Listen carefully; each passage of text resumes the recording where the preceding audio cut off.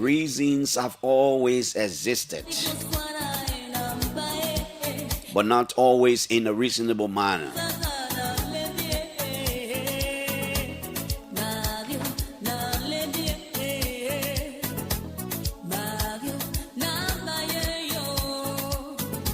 Well, I'd like to say a pleasant good morning to all of you. Good morning, good Monday morning from Monrovia. Today is the 16th of June 2025. This is how I'd like to welcome you to another week of different activities all about Liberia. If today is your birthday, happy birthday to you. Good morning. Thanks for always joining us. Because of you, we are here in the morning.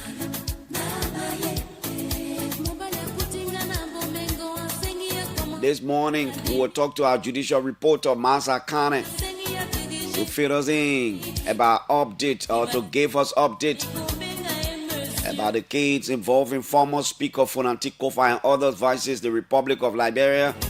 Preliminary hearings are over, we are told. Mansan is going to give us detail. We will exert efforts to talk to our man Julius J this morning. I know by now they're supposed to be hailing for a different city. Vice President Jeremiah Kpankun and delegation is in China for physical verification of the yellow machines. Julius J is traveling, providing coverage. We'll talk to Julius in the event we get him, because I'm told they're hailing for a different city. Going to take some 2 hours. Let's hope we can get Julius before the end of the show from China to give us first-hand information about what it means when we say physical verification. Have they seen the machine? When is it coming home? And all these things. Okay. The Monrovia City Corporation issues a statement. We could wrap around it to talk to spokesperson Vanny Dix this morning if all works well. My name is Clarence Jackson. This is the OK Morning Rush. The best thing on radio in the morning. No one does it better.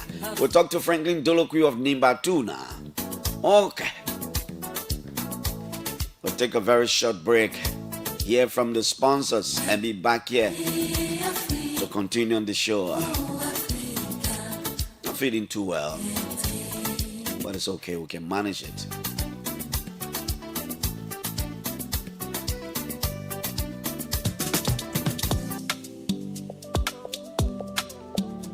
Hey, they're rushing. Why are you rushing also? You, Judy, don't give me hard time, man. I'm going to the bank to get my cash because the bank was so close. You can use the ATM? My ATM card expired ever since. My man, you don't need ATM card. Just use the mobile app and generate an e-token. All you have to do is to just log on the app, you click on Express Cash. Then you select ATM. From there now you select Generate e-token. Then you select the account you want the money to come from. From there you select the currency that you want. If they're Liberian dollars or US dollars, then you put in the amount that you want, whether $10 or $20, you put it in, you generate your e-token. It's simple, like 8 numbers that will come to you. When you get that number, just go to any ATM there. All you have to do is to just select the C Express Cash on the ATM now. The place where you're supposed to put your ATM pin, that way you pull that 8 number. Then it will ask you for the amount. That money where you generated, that money will come with the ATM will pay you. So simple. Echo Banners for me again. I will always make use of the Express service big time. Echo Bank, the Pan-African Bank.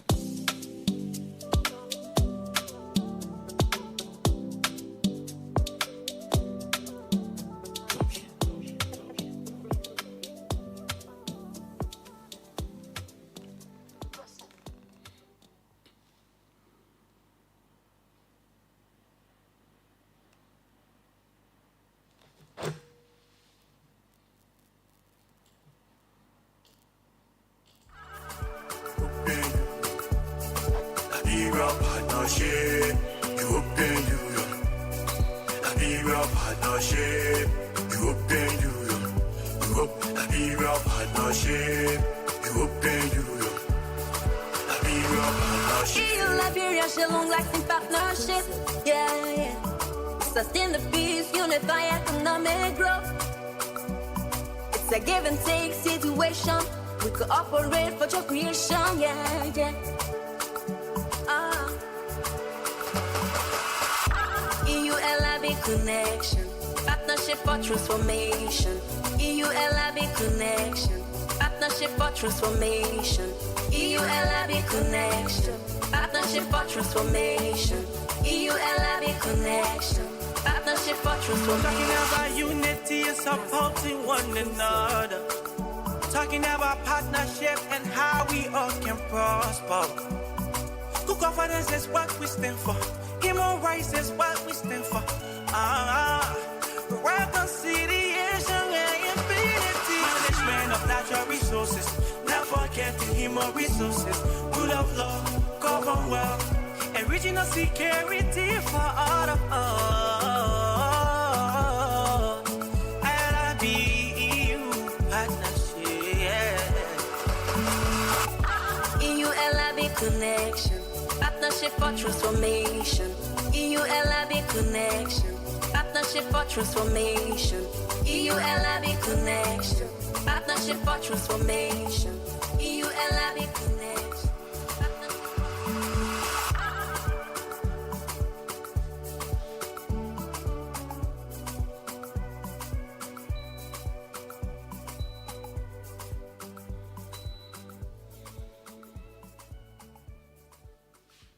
Y'all pay attention, all of us that can use the road. If you're driving or using motorbike or even keke, if you're in a city or even on a highway, it's very important to know the rules of driving, the simple rules that can keep all of us safe. You must always wear your seat belt. But rather, you and the person behind you must always wear your helmet. And rather, don't forget your reflective jacket. Speeding is just not good because your life and that of the loved one may be inside too. Don't speed even if you're in a city or on a highway. Don't drink or take in any substance before driving. So if you drink alcohol, don't drive. Or if that you driving, don't drink. Don't overload a car. It can lead to serious accident. Look for the red light and stop sign. Don't be close behind the other car on the road. Always stay far behind the car in front of you.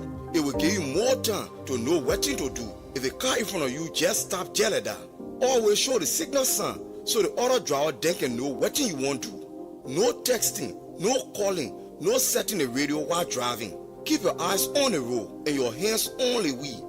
All the things here will look simple, but it can change in no time when you're not paying attention. Drive safe, be focused, and respect the rules of the road. This message is brought to you by the Ministry of Transport with funding from the National Road Fund of Liberia. Thanks for watching. Attention, attention, attention to all lovers of the good things in life. A house is not a home, and a home is the one place where you should feel relaxed and accomplished. Your home should reflect who you are. So, it's time to make that upgrade with minimal damage to your pockets. And I have the perfect solution for you. Home Sweet Home, located on Benson Street, between Center and Buchanan Streets, got you covered. From the kitchen, we have air fryers, juice makers, pressure cookers, freezers of all sizes, and all the modern kitchenwares you can think about. From the bedroom, we have top-of-the-line, exquisite beddings to give you that great night's sleep because you have earned it. And soft, comfortable towels for your bathroom. And in the living room, we have high-definition TV sets of all sizes, unique aerial rugs, classy curtains in all the colors you desire, wall paintings of different sizes and colors, furniture, and everything you can think about for the home. All that at unbelievable prices. We even have low voltage, high quality washing machines and dryers to keep your clothes fresh and new at all times. As a bonus, we have fashion accessories for both the young and the old, designer quality bags, hats, and rare jewelries. So if you love yourself, your family, and your home, it's time to treat it right. Visit Home Sweet Home on Benson Street between Center and Buchanan Streets for that needed upgrade. You can call them on 0886 834 944 or 0770 581 420. Home Sweet Home for the love of a classy home.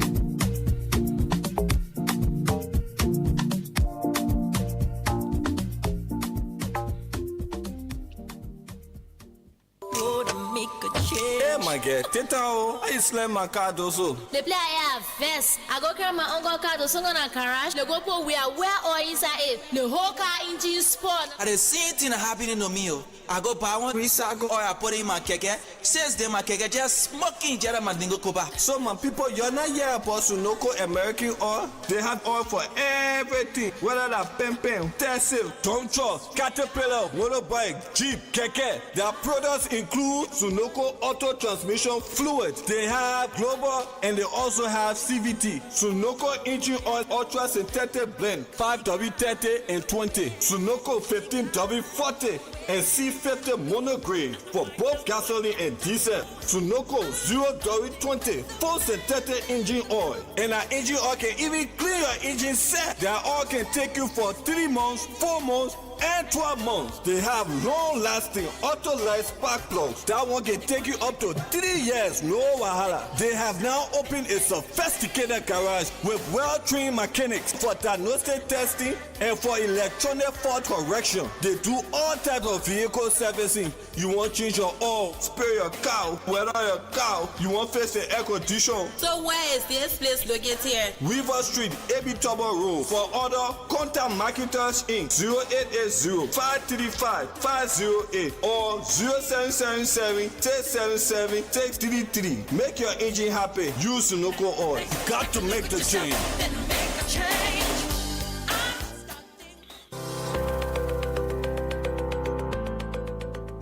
Yeah. What? Thank God for my life, man. I mean, I'm relaxing in my own house. God, thank you, Papa. Hey, Yakpawulo. It's new horse business. People can't even hear. Yeah. But well, Yakpawulo, I want to ask you, I hope you don't pay your real property tax the way you just praising the horse whole day. I hope you don't pay, Real property wetting? Bali, your friend here, man. You get away. Let me enjoy my labor and my sweat. You know how I'm putting the horse here? Look at you. What did my horse get to do a real property tax? Or I don't even know what you're talking about. Oh, Yakpawulo. But you don't know that our country law, the Liberia Revenue Code say anybody who get horse, empty land or farm land, you must pay tax on them to the Liberia Revenue Authority. The one the people can say LRA. That tax, that what the LRA people call the real property tax. And you supposed to pay it. Oh, well, my own personal property. I say somebody who they want to pay my labor, my sweat. You know how much I spend on the horse? $10,000. I get all my receipt then one by one. See, let me the people that 10,000. Then for the whole year, Yakpawulo, you know that only $25 or the equivalent in Liberian dollar, like if you will pay to the LRA as your real property tax, depending on the rate, though, like if you will pay as your real property tax to the LRA. Oh, don't tell me that thing. I'm telling you. Just 25, huh? The money I go to my labor, Papa. $25. But that money not plenty money, man. You see, and the good thing is you can pay it between January 1 to June 30 every year. So the whole 6 months you get to pay that $25 on your property. What you say you spend $10,000 for $25 for the whole time. But then I go into LRA now to go start my process. What? That's more than money. No. I think it's I can be paid so gonna 500, but $25. Man. $25 yeah, imagine every year. Man say I just pay my real property tax on my shop in town. My horse where I get into Azon. And I also pay on that man land where I told you say I bought in Bon County that time. I pay also on it. They think it be happening same. Woman or man all leading me in the tax payment penny. Real property tax. I on my way now to LRA real estate tax division to go pay my real property tax. Yeah, I want noise. More taxes, more development. Pay tax. We all enjoy.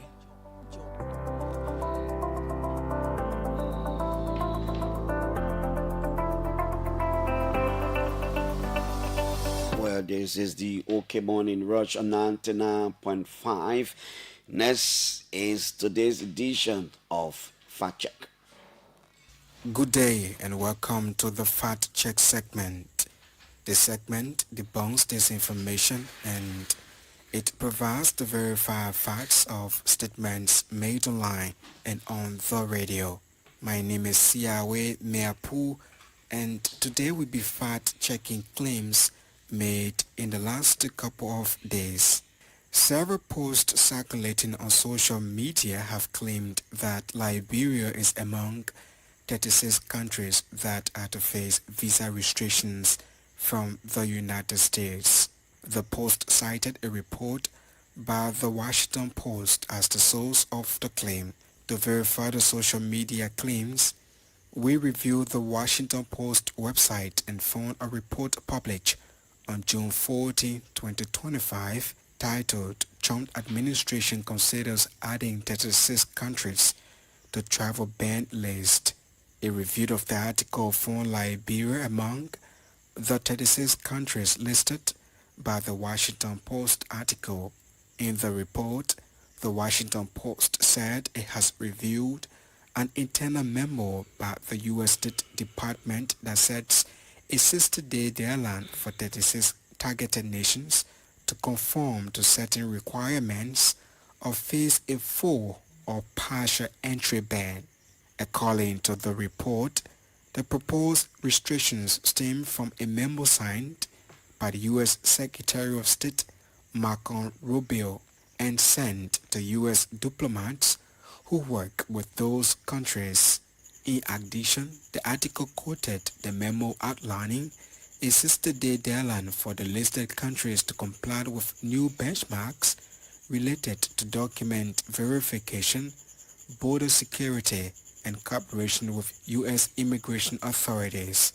The memo also cites several reasons for potential visa restrictions, including the failure of government to issue reliable identity or civil documents, lack of a functioning or cooperative central authority, widespread government fraud, and a high number of citizens overstaying visas in the U.S. The story has also been reported by other local and international news outlets, including the Liberian Investigator, the Economic Times, and the NDTV.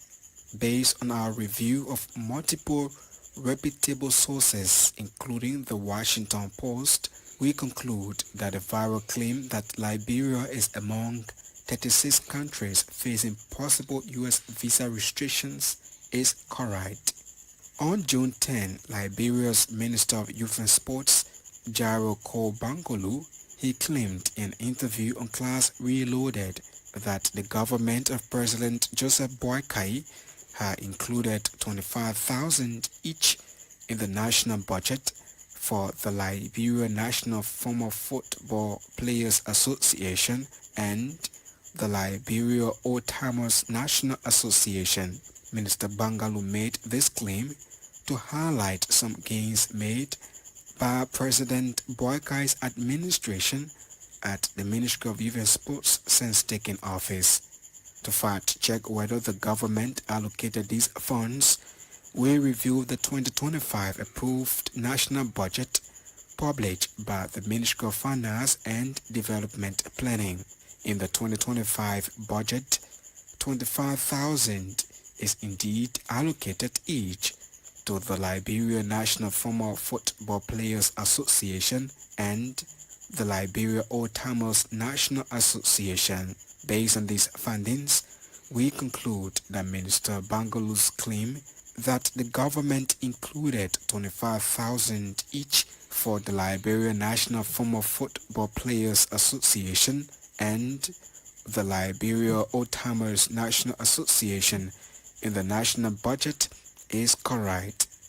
On June 11, Jonathan Kape, former Grand Bassa County Senator and current Buchanan Port Director, he claimed during an interview on OKFM that one of America's former presidents served as ambassador to China after leaving office. Minister Kabe made this statement while responding to a question about why he accepted the port director position, considered a low-profile job after previously serving as a senator. To verify his claim, we contacted Mr. Kabe via WhatsApp, requesting a source of his information and the name of the former U.S. president he referenced. However, he did not respond to our inquiry up to the production of this fact check segment. We will update this report where he provides the evidence. We also conducted an online search and found no evidence that any former U.S. president has ever served as ambassador to China after their presidency.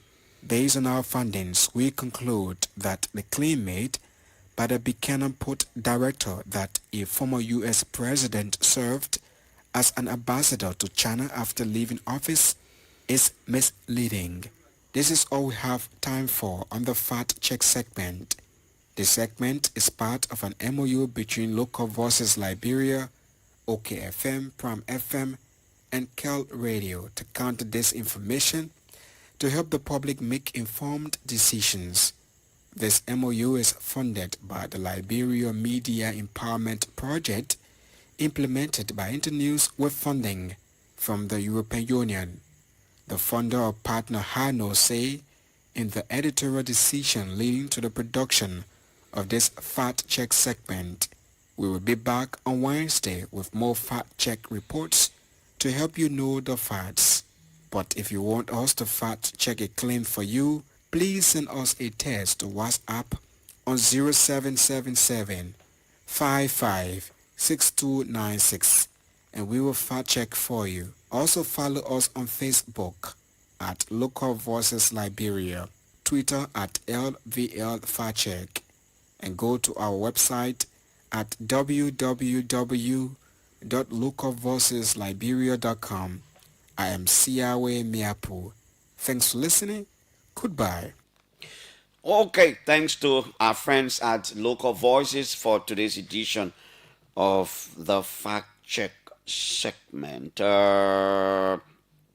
Let's move on. Let's go to the U.S. Let's see what's going on there. There was a manhunt for the alleged killer of a 57-year-old man has been arrested in the U.S. state of Minnesota on suspicion of killing a Democratic state lawmaker and her husband. The arrest on Sunday night was the culmination of a huge two-day manhunt following deaths of Melissa Hartman and Mark. State Governor Tim Watt called it a politically motivated assassination. Police said Vance Luther Butler was armed at the time of his arrests in a rural area west of Minneapolis, but gave himself up peacefully when challenged. The suspect is also alleged to have shot and wounded Democratic State Senator John Hoffman and his wife, who are both now awake in hospital. So he has been arrested. There was a manhunt for him, knowing what America is. We knew he would have gotten arrested. I mean, you can't hide. These people got this surveillance camera all on you all over the place. Where do you think you're going? You have to pay for that. Let's go to OKFM 99.5 and OKTV and talk about some of the people who've joined us. Ambassador Emmanuel Kekula, he said, watching this morning from Banga. Sami Kalon is following us from Puebla. Daniel Tamba joins us from Foya District.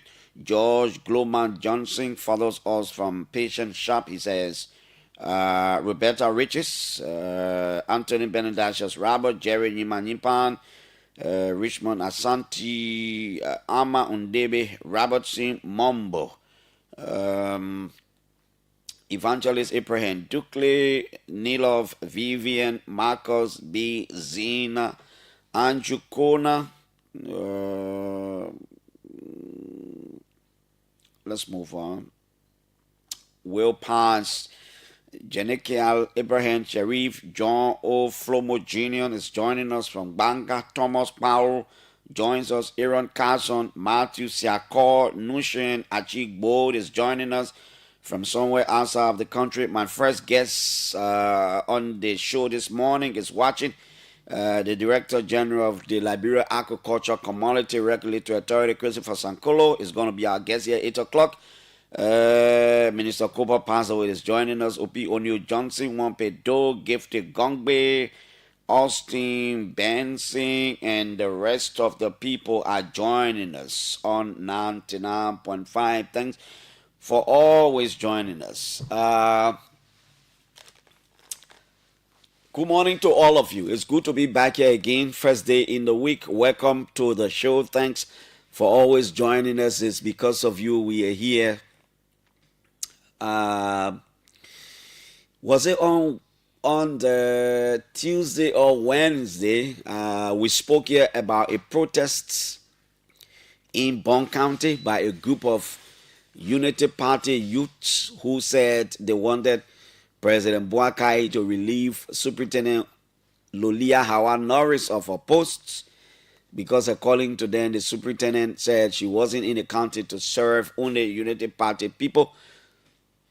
She was a superintendent for all. The young people said the superintendent was doing nothing to give them job or to recommend them for job. And I was asking on the show that day whether she really got job to give them. Is it honest? You know, as a superintendent of the county, does she really have jobs to give up to people? But there was a counter protest. Another group of young people under the banner of Son Youth for Development in Bond County. One group, because I know I saw something like that. They also protested in favor of the superintendent. And it's not strange because these things are, even in Monrovia at the Capitol building, there are protests and counter protests. Even against government, sometimes there are protests and counter protests. All these things are politics. But what it does is store the county's development. And I hope the leaders of Bond County can be very sensitive to this. There was a time in the history of Bond County, there was a misunderstanding. I don't want to call it a conflict. And Aaron Joakoli and other civil society members went to court. They were challenging the legality of some of the things that were happening in the county in the context of the usage of the county's monies. As a result of that, there was a ban placed on Bond County's monies. The monies were in the covers. The county could not have access to the money to use for the development of the county because of that matter. I am told, there's some monies in the county's budget again. They've been doing some things. The other time, you heard me talking back to Aaron Saki Fenla. He's the head of there's a local government structure in the county. He's the Bond County Council. He's the head. At one point, I spoke to Aaron Joakoli. At another point, I spoke to the superintendent.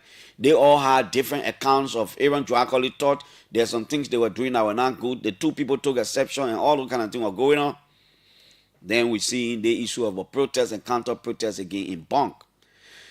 I do not really know what's happening there. I like to be honest, because I've been talking to people, but I noticed that almost everybody I talk to have got a side. You know what I mean?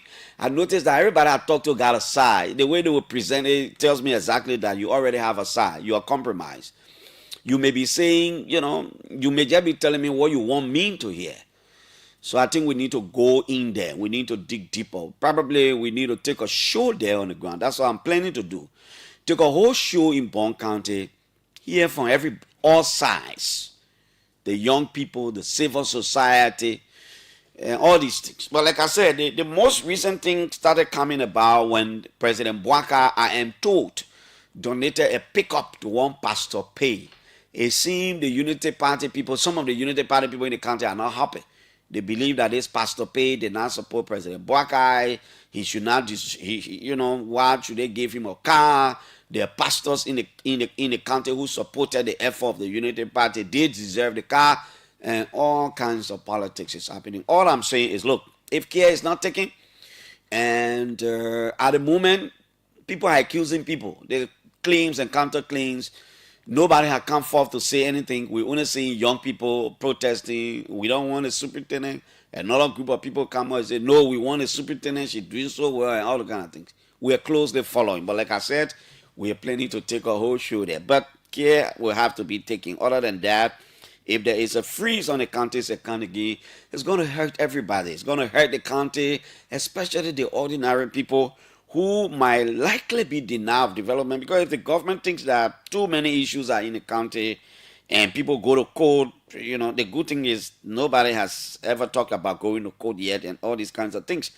But I hope they can, leaders of the county can sit and have an honest conversation to say, what are the issues? Who's doing what? The Unity Party, I am told the president, being standard bearer of the party, was supposed to send a delegation to Bong to go there and investigate. I don't know whether that delegation went to Bong or what the issues are. I don't know yet, but there is a protest. Maybe this week there might be bigger ones. There might be a bigger protest, and there might be counter protests and all these kinds of things. It will store a lot of issues, because what you're going to do, what I notice now is that the leaders are assuming and secretly accusing each other. The superintendent is accusing people, other people accusing other people. So when it starts to go around that, it brings about issues amongst the leaders, and then it's going to store a lot of things. Okay, so what I'm also hearing is that, let me go straight here and see. They say, what, the government has instructed GSM operators to block all SIM cards not updated with Citizens ID card as of August 2. I will endeavor to reach out today to the Ministry of Information through Minister Daniel Sano to find out, maybe I need to just send you a text to find out whether this is true, and then we can talk about it. What does the statement mean? Are we not using our passport anymore? Are we not using our voter registration cards anymore to do business or go to the bank and what? So that the government will give us a picture of what they're talking about here. But I have Masa Kane on the line. Masa is our judicial reporter. She's here to give us details about the case involving former House Speaker Jonathan Funanti Kofa and other lawmakers. Masa, good morning. It's good to have you. Good morning, CJ. Good morning, everyone. On Friday, on the weekend, Senate Court Judge. Masa, you wait for me to ask you so. Yeah, I wanted to know how you coming on, because the weekend I didn't check on you, Masa. How you coming on? I am fine. As you can see, I just started flowing, so you should know that I'm fine. Yeah, you just running like that. I don't know what kind of speed you on the morning. How are you doing now your fake karate practice? So that fake thing you can be on. You can do so? You know how to do that fake thing? Say I can't do my own with fake. I can't do my own at all, but your own always fake. When I see you do that thing, I can laugh to my stomach. But Master, yeah, what's going on Friday? What happened at the magisterial court? Yes, on Friday, the Senate Court Judge or magistrate, disciplinary magistrate Ben Bago, ruled there was a preliminary examination before the magistrate judge there. The magistrate. Mm-hmm. And that has been ongoing for like a week since last week. The hearing has been going on in the city court. And there were witnesses produced, 2 witnesses from the government side, mm-hmm. That the LNP, Liberia National Police. We have Peter Johnson, the chief inspector. And then we had Raphael Wasing, chief investigator, the CSD department. Those were the 2 witnesses the state produced. And after those witnesses were produced, the defense team did not counter, because the preliminary examination is intended to know whether there is probable cause, to link the defendants to whatever charges or crimes they might have allegedly committed. Mm-hmm. And so when those people testify, the state, before the final ruling, the defense filed a motion that the court should suppress evidence against the defendants and then dismiss charges. Their argument was that the evidence that the state produced against them, they don't in any way connect the defendants that are on trial.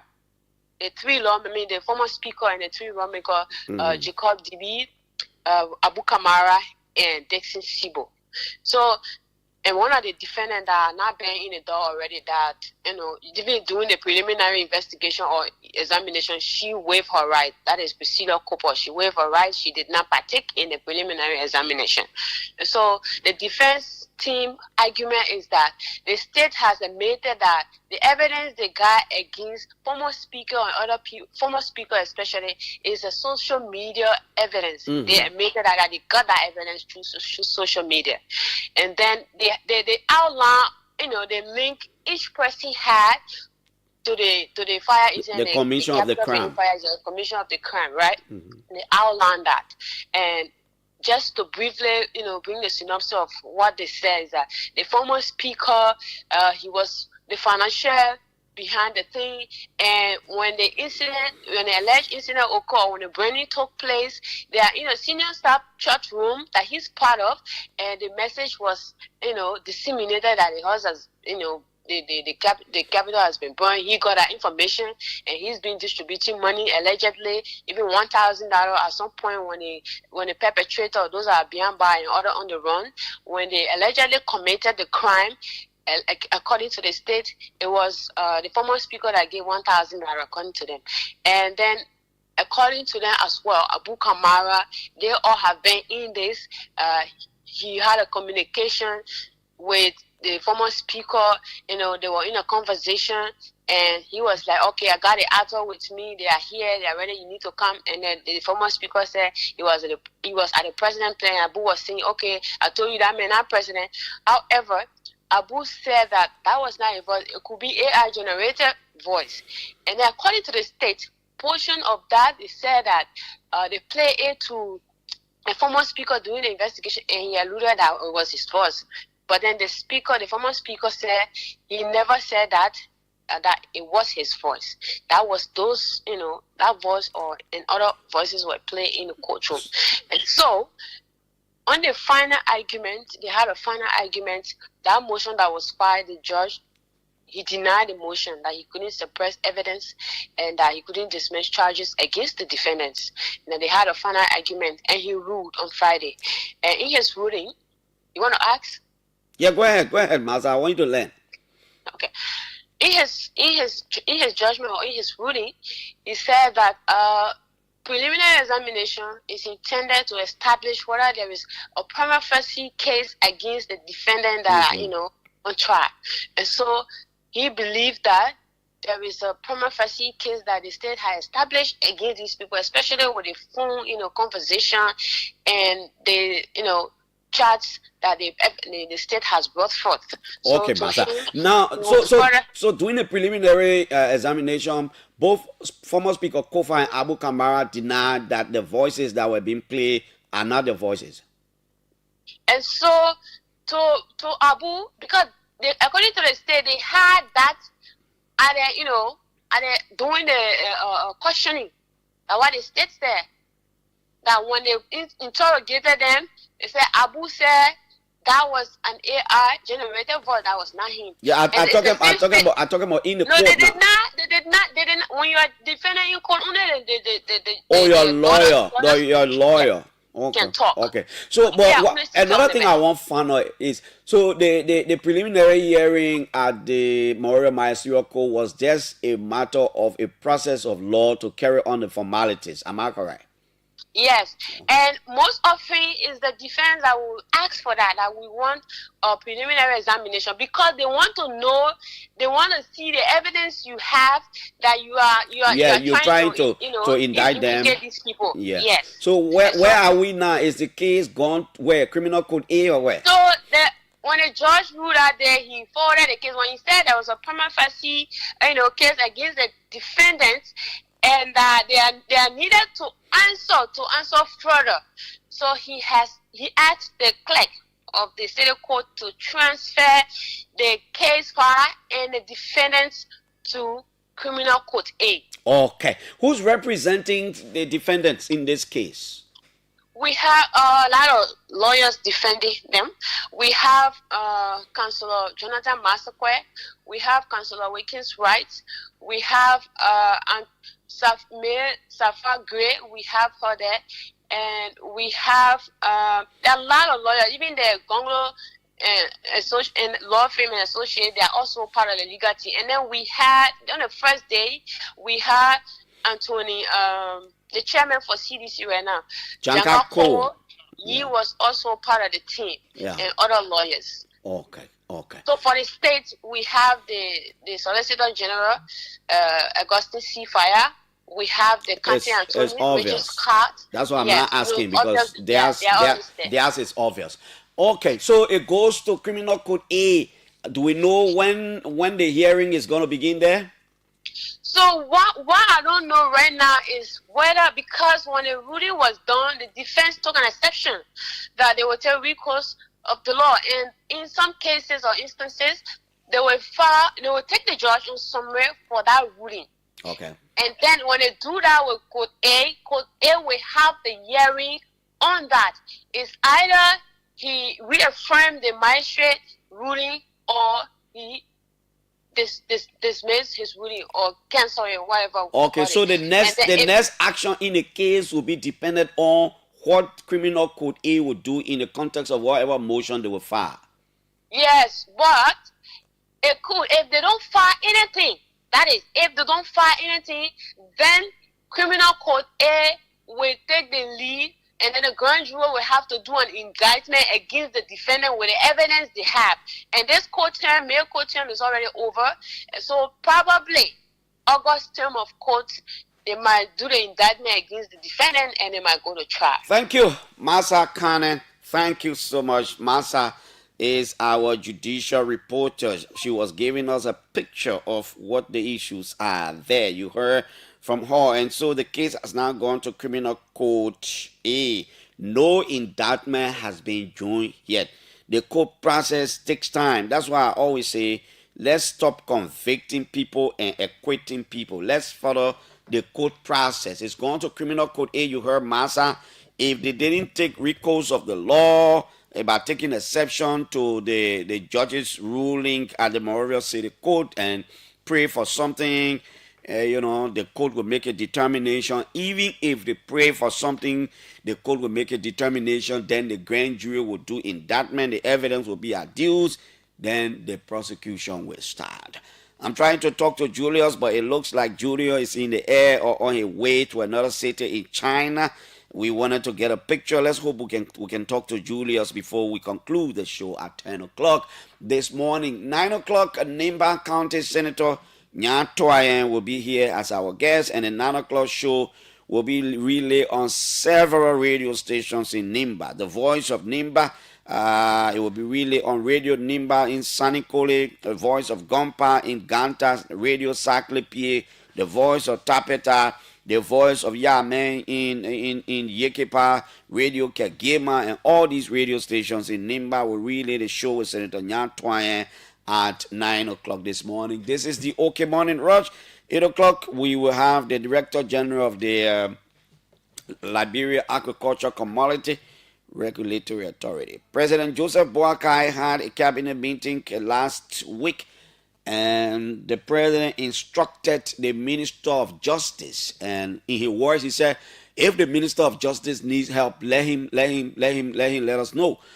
He has instructed the Minister of Justice to move on and reopen, and move on with some of the cases. The president talked about the case involving the 3 missing boys and other cases. The president said he will begin making unannounced visits at government ministries and agencies or public institutions, if you like, as part of efforts to get first hand about some of the work the people doing, probably who can come to work, who can go to work, what time they can leave. We look forward to seeing all that. These things strengthen governance. When people know you're checking on them, they will do the right thing. And I think what he tried to do now is that performance at certain government level should be, staying on the job at certain government level should be based on performance. So you sang a performance bond, and the reference that I remember, was it in 2022 when I went with a CDC government delegation to Rwanda. I think that was one thing that came up. One of the ministers made us to believe that most of the people who are in government, their stay there is based on performance. Every 3-6 months, the president will track your performance record, and if you are not performing, they will let you go. Okay, so you can call us now on 0777 700 995 0555 995 995 0555 026 995. What is it you think we can talk about on the show this morning? What are your concerns? Let's talk about it right here on the OK Morning Rush this morning. Let's take a first call, and by the time we get signal from Julius, who will join him from China. Good morning. Good morning, Clarence. Good morning. Let's hear you. Yeah, thank you for the update. It is important that the government bring the 285 machine. Thank God that Julius is with the team in China. My name is Prince Maya. I'm going for District 13, the Avenue this morning. Yeah. So Julius will give an update whether the machine that the government spoke of when it took power, whether it comes or in process. So thank you as a station manager to allow Julius to cover the program. But somebody will allow to tell you. No, the person can talk to me. Is it private or they want to talk on the radio? Yeah? Hello? I get you next week. Oh, you graduating next week? Yes. So you want for Uncle Piso to come to your graduation? Yes. Okay, we'll talk that one off the radio, yeah, baby? Thank you, yeah, congratulations. You graduating from what, K2? You graduating from K2? Are you graduating from K2? Oh, all right. Your pa will take my number? Yeah. All right, baby. Thank you. I love you, yeah? Yeah. Okay. Thank you. The kid say, I don't know whether he or she will be promoted, will be graduating. Hello? Hello, Julius. No, this is not Julius. This is Clarence. Oh, Clarence. Hello, Clarence. Mm-hmm. I heard you saying that the president directed Justice Minister to reawaken some cases. Really, three missing boys. Mm-hmm. But you like the police director say they are all referring that three missing boys that the video about it, saying that they die through natural causes. But what are they? I will give you. Well, all of us should be asking, but the Justice Minister is the boss for the police director. But even if the police director said that and the president don't see it that way and gave another instruction, you know, the instruction from the president is the biggest instruction. It'll be confusing because the police will get a report to the Justice Minister. This is what happened. Okay, sir. They have been no other family again. Okay, Chief. Okay, yeah, I mean, you could be right. I'm not questioning that either. Good morning. How you doing? I'm good. This is Yogba, Koklo. Yeah, Mr. Yogba, how are you? I'm bad. I'm concerned is drawn on the national identification card. Okay. In Lofa, the team that there is charging people $2,000 Liberian dollars. And when they pay the $2,000, they only give them 950 receipt. So when I got there, that's the situation there. And did you pay $2,000? Yes, the receipt is there. Yes. How much on the receipt? And they would have given $950 receipt. Why will you pay $2,000 and allow them to give you $950 receipt? That's a situation out there because as you pay the money, after they process it, then they give you that receipt. That's what I'm asking. Why you allow them to give it? Why? Yeah, but even if they give you the receipt after, you should insist that you pay $2,000. In fact, you shouldn't even be paying $2,000. rationally you should be paying at least 1,000 because the equivalent of $5. Most of the places when you carry it, they will charge you. They will say 1,000. So, but you need to help yourself. Sometimes people need to stand for something. You don't even need to pay. You could even go upstairs to talk to their bosses. You're not supposed to pay $2,000 for $5 US. Listen, I'm not the one that pay it, but the citizens are there. I just paid visit there of recent. And now why you witness? That's the one that they carry on. I contacted the commissioner as well. He said, well, he doesn't know how the people came to the ZTI. Who the person you contacted? Kalama. He's the commissioner for Zozo district. Oh, you mean the thing is happening in Lofa? Yes, it's happening in Lofa, not here. Okay, thank you.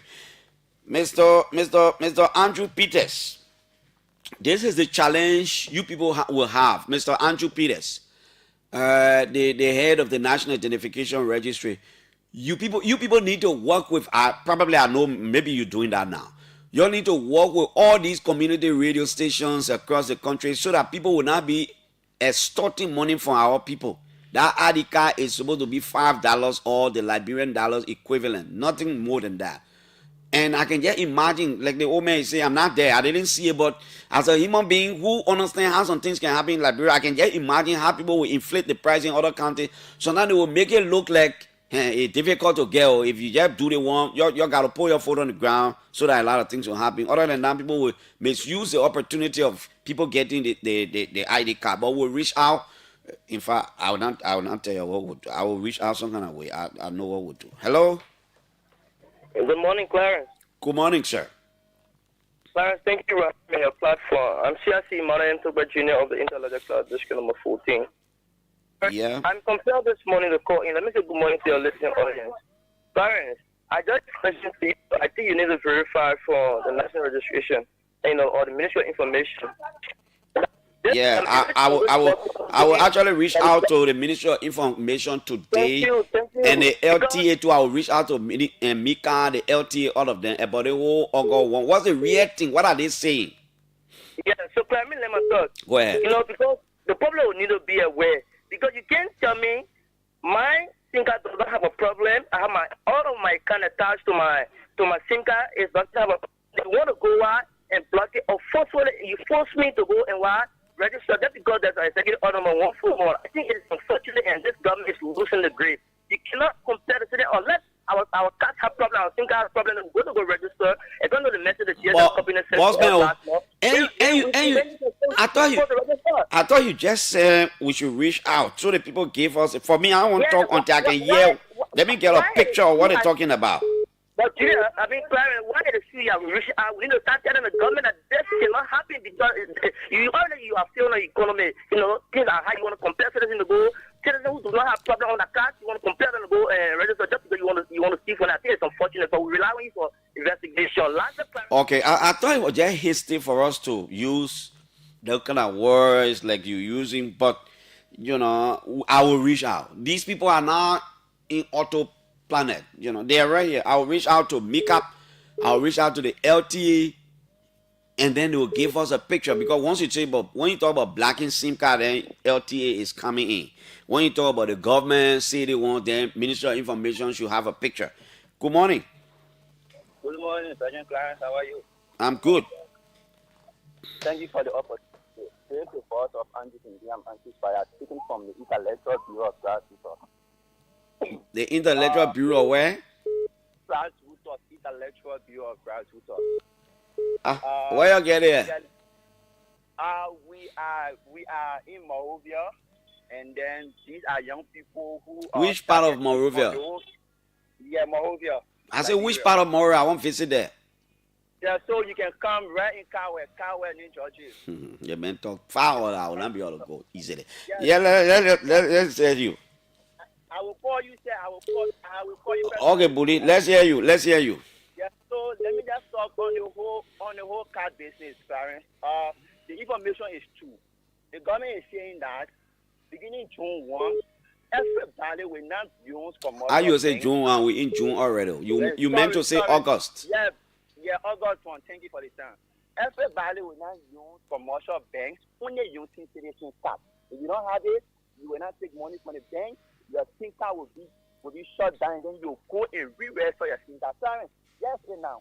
World Bank funded the project with 43 million, and then World Bank gave the government 30 million out of 43 million. Now, the government is coming back to us, making it mandatory at the same time, making it more costly for our people. Looking at South now is $1,000. It is not more about Mohovia. Let's go back look at. Oh, yeah. No, but the Adica was all. But no, wait, don't say it coming now. The Adica were always $5. Yeah, okay, now. But listen now, bossman, wait. Don't say the government make it more costly because nothing has changed. In terms of the price, it are always been $5. My thing is, I want to have a clear picture of what they say. Then I can ask question.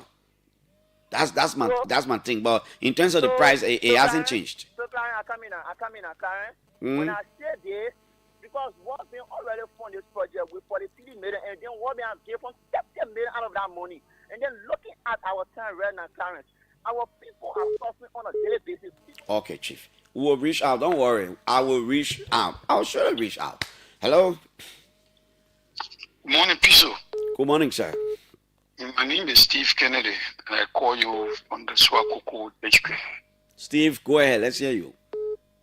Thank you for affording me this handsome opportunity to talk to my leaders and my people across Liberia. The first thing is that the Unity Party government, we are not getting as to how we carrying this blueprint of development across Liberia.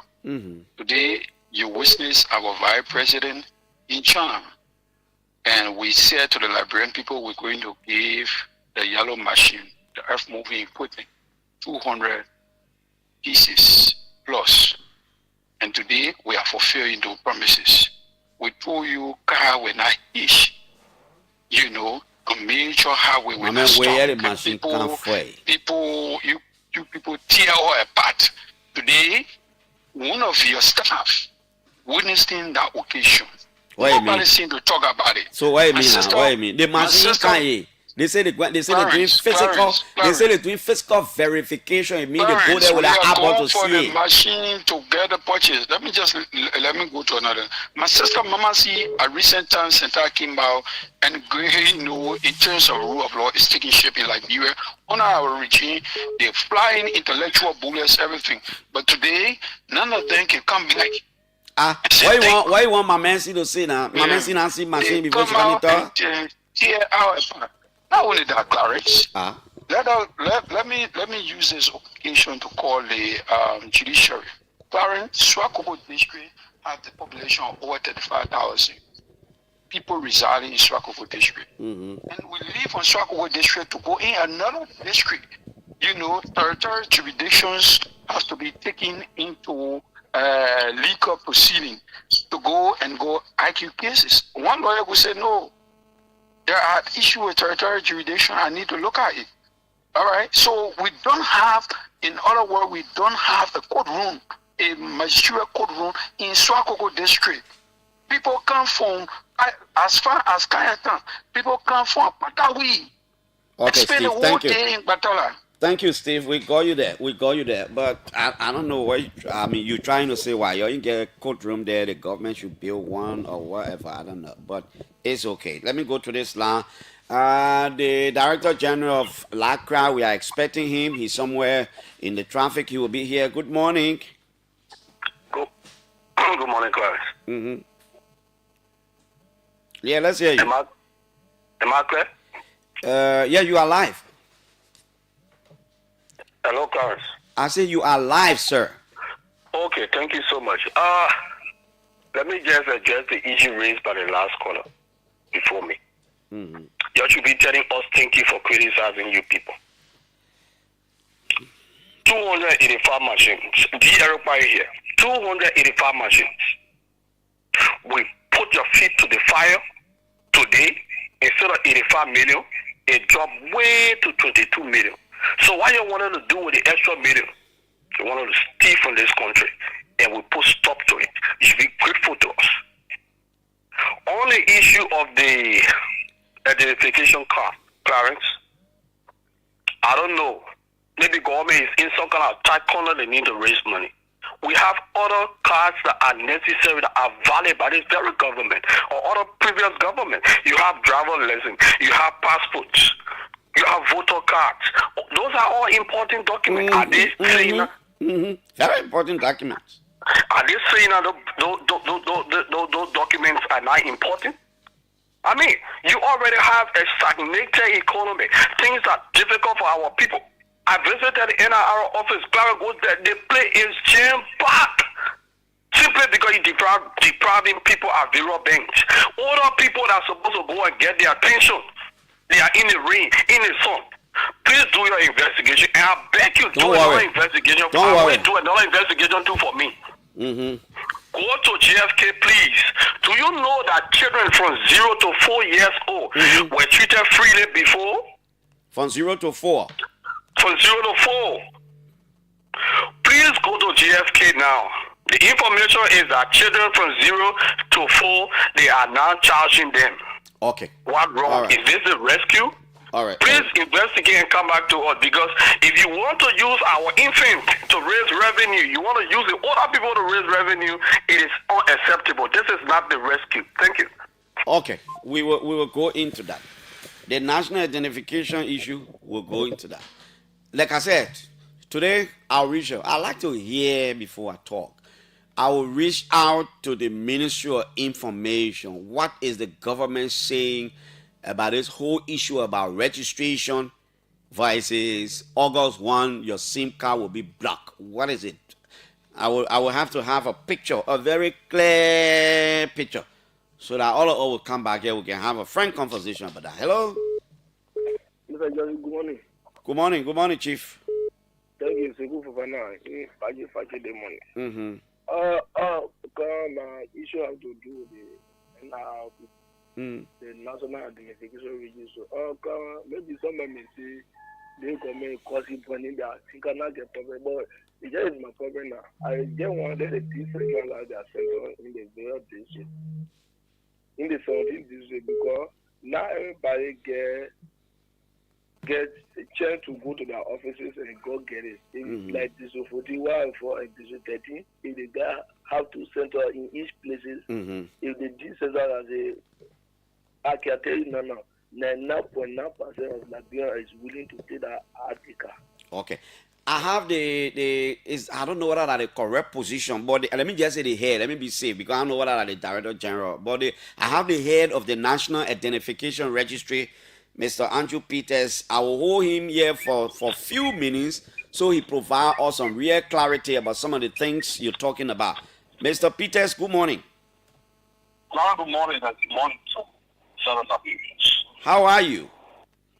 Well, I'm okay, Clara. Okay. I'm on my way. Okay. Yes. I know you're following the conversation. I know you're following the conversation on the radio. Most of it is focused on the whole issue about the national identification card. What can you tell us? Well, the first thing I want to say is that the information spreading around that the World Bank provided for $3 billion to the government of for the national identification registry is not true. Okay. We, at the National Identification Registry, have not been able to receive a dime from the World Bank. Okay. You can make your fast check. There are countries where the World Bank have assisted in terms of the national identification registry. The countries out there in your fast check. We have not received a dime. Okay, that's the first thing. So, which I will appear on the radio station to make it clear for Liberians to understand that this is by law, not President Walker. This is by law. This started since 1986 by former President Doe. When he issued a decree number 65 establishing a national identification card, service card, we were then under the Ministry of Finance. For that purpose of uniquely identifying all Liberians to avoid fraudulent duplications. In 2011, of such, the legislature enacted a law clearly stating that before you accept any service in a country, birth registration, yes, passport, travel license, and other identification document, the first instant document should be the national identification number. You must be uniquely identified, and you must exist as you claim. That is law. Now, yeah, go ahead. The issue of the $5 that happened. We'll come to the $5. We'll come to the $5. I think the contention here now is a lot. Like you said, you must have this, you must have that, you must have that. Unfortunately, you are not a government spokesperson, but I will still ask the government spokesperson. But the contention here now is, why is the government saying that beginning August 1, if you do not have, I mean, assuming if the government has said that, that's why I say I will reach out, because I've not heard it yet. Probably I missed all that. Why is the government, if the government said that, why is it saying that as of August 1, if you do not have a national identification card, they will block your line, they will block your number, and probably if you went to the bank to transact business, you may not be able to transact the business. To be a Liberian, you must have the voter registration card. Why, if I have my voter registration card, I have my valid passport? I think that's what these are the things the public is concerned about. Clarence, let people learn to read and understand the issue of national identity. Passport, yes, it's part of the identity, but it's a privileged document. Mm-hmm. You got passport, you got diplomatic passport, you got service passport. You got ordinary passport. What happened to the old lady in Bourgogne who got no interest to travel, but must be identified as a Liberian citizen, that she exists, that she entitled to all benefits of government? She get her voter registration card. You have to have your national identification card before you even vote. Go to Sierra Leone right here. Sierra Leone have gone 95%. But to vote in Liberia, you necessarily don't have to have a national ID card. You must have your voter registration card. What would be your status? Do you know that non-Liberians have been voting in our election? Then we should take Mr. Andrews. Then we should take responsibility. If non-Liberians are voting or have been voting, then who takes responsibility? There's a process This is why the government tries to do the best it can do to follow our country. I look forward to really. I will give you an opportunity to come. I just wanted to give you some references. No, I can't. Don't worry, Mr. Peters. Andrews, don't worry. I will bring you on the radio. I think we need to have a long conversation on that. Let's go to the $5. We need to tell people the relevance of the national identification. Let's go to the $5. The $5? Yep. But that was initiated by the administration, not even the government in 1983. No, when I said the $5, I was even saying there's nothing changed. The $5 you put in anything that which is good.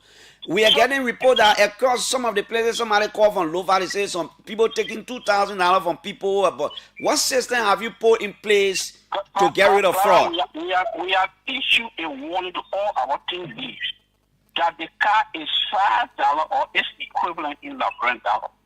And as asked citizens, we have given numbers on your radio station. We have a radio talk show there. Mm-hmm. Giving number, call any of the numbers. If you experience anybody asking you 50% beyond that $5, that person will be deemed dismissed with no investigation. We have said that over and over. Now, how are payments made? For example, I'm in Lofa, I'm in Bon. How do I pay? I walk to the center and put my money in somebody's hand? No, you go there, you go to the mobile. We have a GSN. You go and pay on the mobile money. You're not paying only money anybody. Yeah. But then why people saying people taking money? I don't understand, because if you pay, no, you can't say that. Maybe they're making it, but you know the people can always find way around. But let them bring the case on and be specific. This center SYC took $200 from me extra of this. So route is dismissed. We are clear on that. But the fact that, let me tell you, Clarence, we have to be a law-abiding citizen in this country. I agree with you. But what can happen sometimes, Andrews? Clarence, listen to me. The other 800,000 that register that uniquely identify themselves as the National Identification Registry are not different from people who are refusing not to do it. We have other centers. In most of our country, we have 14 centers. We have now sent for other equipment, not less than 50 centers. We have gone across the country. NRA is the agency, part of the agency that spread all over. You want listen to me small now too? Yeah, go ahead. Listen to me small now. The issue the public is raising are the issues I want you as head to really focus on. Don't dismiss anything. Because you see, sometimes when you're sending people in the field, you're not there. You mean well. You will say nobody must pay any money. But when you send people in the field, send a note that maybe the person's going to pay through mobile money. They will create conditions. Sometimes they make it look like this money the system down to get assistance, or maybe you got to pay something. They will work around it. So as they continue to come out, I want you to continue to work. Yeah, it is the responsibility of us to educate the people. Don't pay more than $5, but it is also the responsibility of the NRA to redesign and design. Every time thing coming, or you bypass it, it's a good thing for people to pay through the mobile money, but guess what? Sometimes these people will still pass around it. They do things to take money from people. So when it comes to you, it's okay. Try to talk to the team. Let them create sufficient public awareness. Do you have jingles and things playing on community radio stations? Well, Clarence, you are evident of that. We are on OTFM. We are on all of the local radio stations. We are on Truth FM. In fact, the show for LBS will commence hopefully about next week. Okay. We have given the information. It's just for the fact that people do not want to go to the registry to register. This is by law. You must be uniquely identified. Other countries that have in Ethiopia, they just issue that. Everybody going to the registration. Yeah. So, they tie the registration with their elections card, their voter card. They have gone 95% coverage. Right? Let's go Ghana. Ghana have gone 95% coverage. When we went at the ID for Africa conference in Ethiopia, can you imagine that blow up to 14%? Something very much dismissal. Okay, that's good. This is not unique. This is not even unique to Liberia alone. Most of the places, people are taking advantage of the national car. So, but like I said, I need to bring you on the radio. I know there's a radio program here, but sometimes when the people hear from the hair, so we have a real conversation, take longer time, sensitize the public and educate us, tell us the need, why it is really important for us to take this ID card. But thank you, Peters. Thank you so much. Clara, thank you very much. And I want to say, Liberia, we have to graduate from every situation we think that is just good for us. You travel from here, you go to the United States, you happy of the green card, you happy that you are entitled to a car to live in America. You are in Liberia, you must also be able to be happy with your national card. This is the only primary identity of government. Let us say passport, the privilege document, any other document you receive is incumbent upon you being uniquely identified as Liberian. Foreigners are also being uniquely identified as foreign residents. So there's something is by law, and we will do it so that Liberians will be able to boast of all other benefits that you have. This thing brings a lot of benefit to the government. National security, development work. Do I have to? So we appear before. Yeah, you appear. Yeah. Before you, and be able to tell Liberians what are the benefits that tie to the national identification registry. Okay, and thank you. Thank you. You will receive your invitation today, and we'll have a frank conversation. Because I'm even hearing that to some of the places that people can charge people small thing to fill in the form. Like I said, don't dismiss anything. Sometimes these things are happening. When it happens, we go around it. Let's go to our Facebook page. From all indications, the Director General of LACRA is not going to come. I'm getting text messages that he got some issues, so he's not going to come. It's okay. We'll reschedule his appearance. Frank Zappo said, why should a national identification card be more valuable than the passport?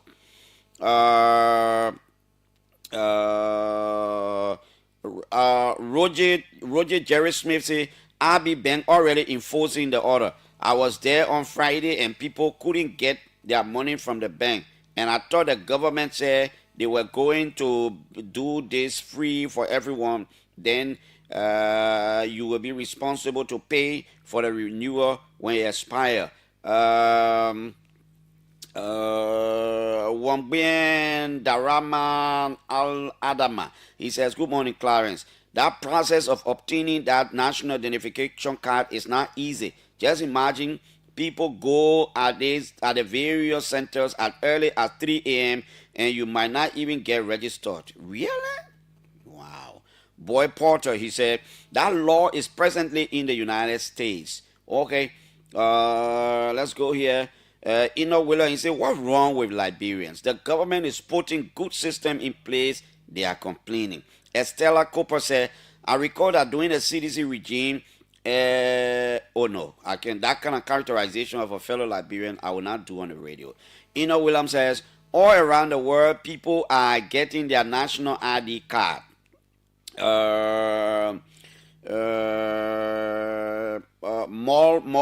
Murphy says, the national ID card is cardinal to everything we do. I would suggest the government give more time for people to get their cards. Jahim Brown, he said, in South Korea, the alien registration card costs $20 United States dollars. Mohammed M. Sidibe, he said, if ID card lost, you must pay the same $5 US. Are you asking a question or what?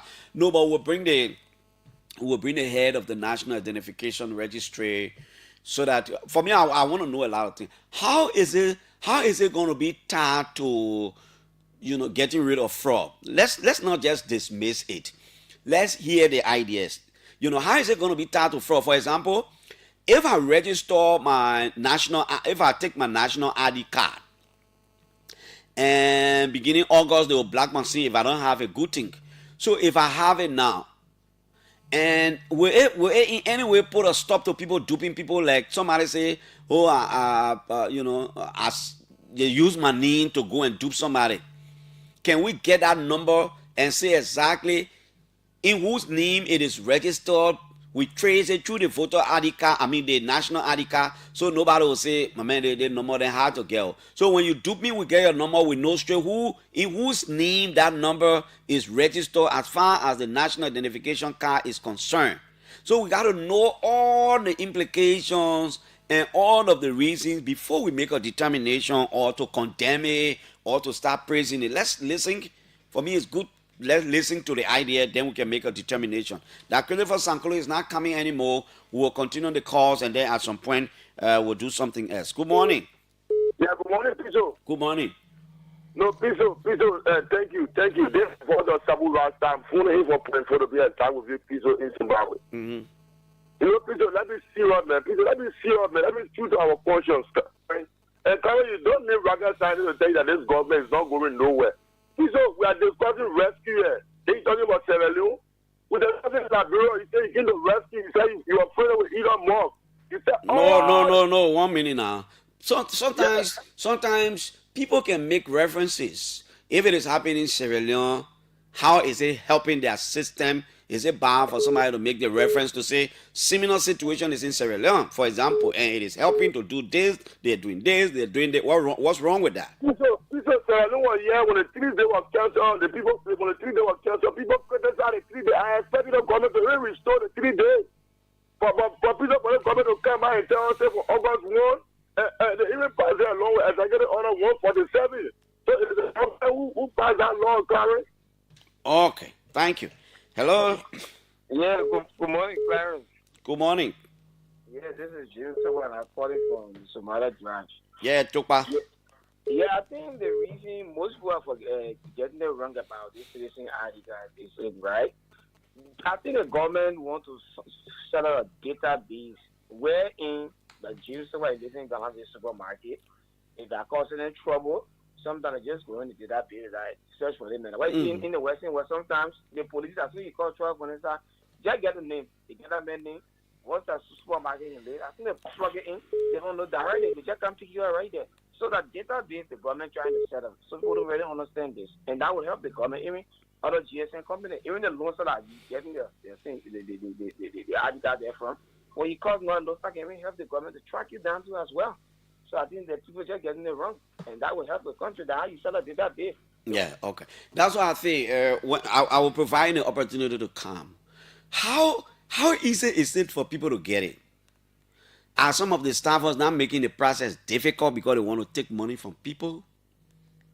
You know, and if it is a popular will of the people that the government should get in the opportunity, extend the time, I think the government should listen, because I'm not sure it is for punishment that when you take it, I'm not sure. I think it is because the government thinks it is important for everybody to take it.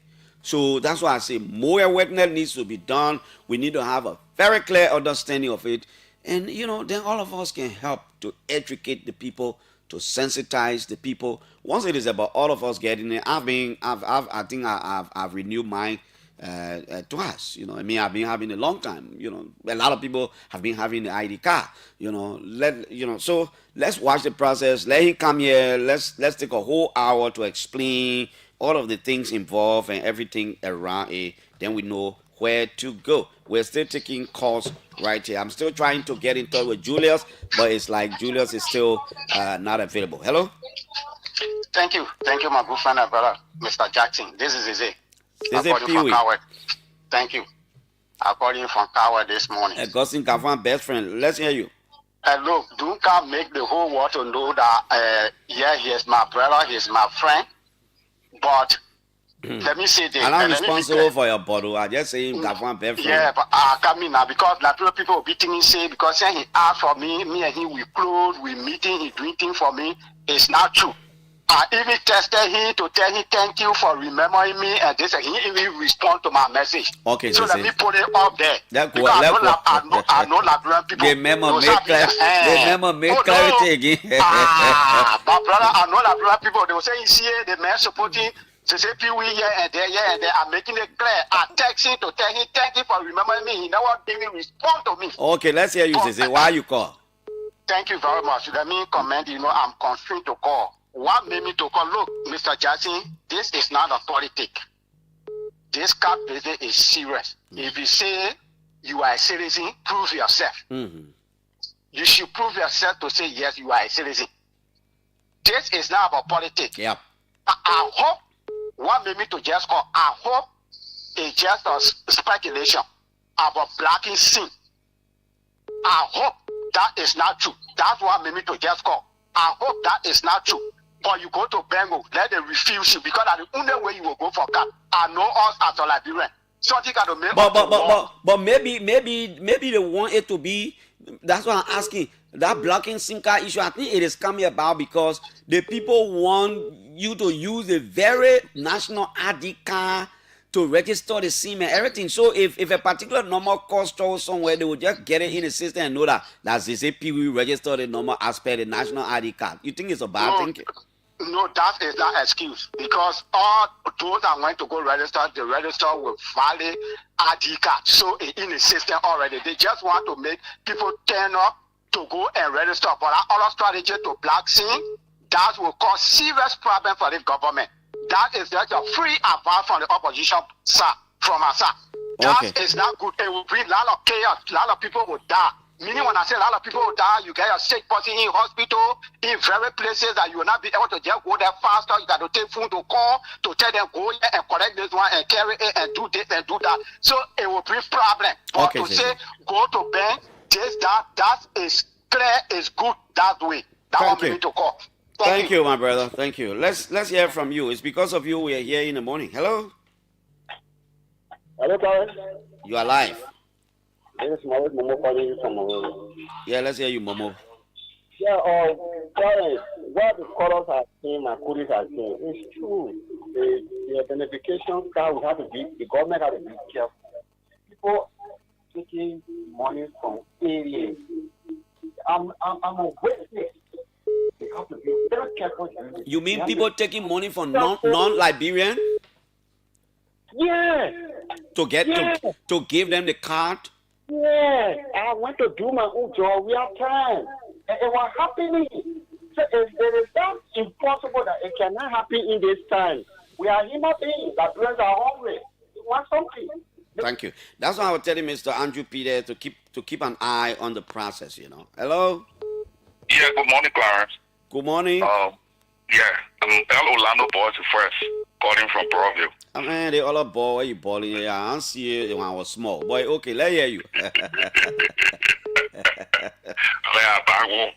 Mm-hmm. Yeah, so I was following the conversation between you and the director, and you made reference to the passport.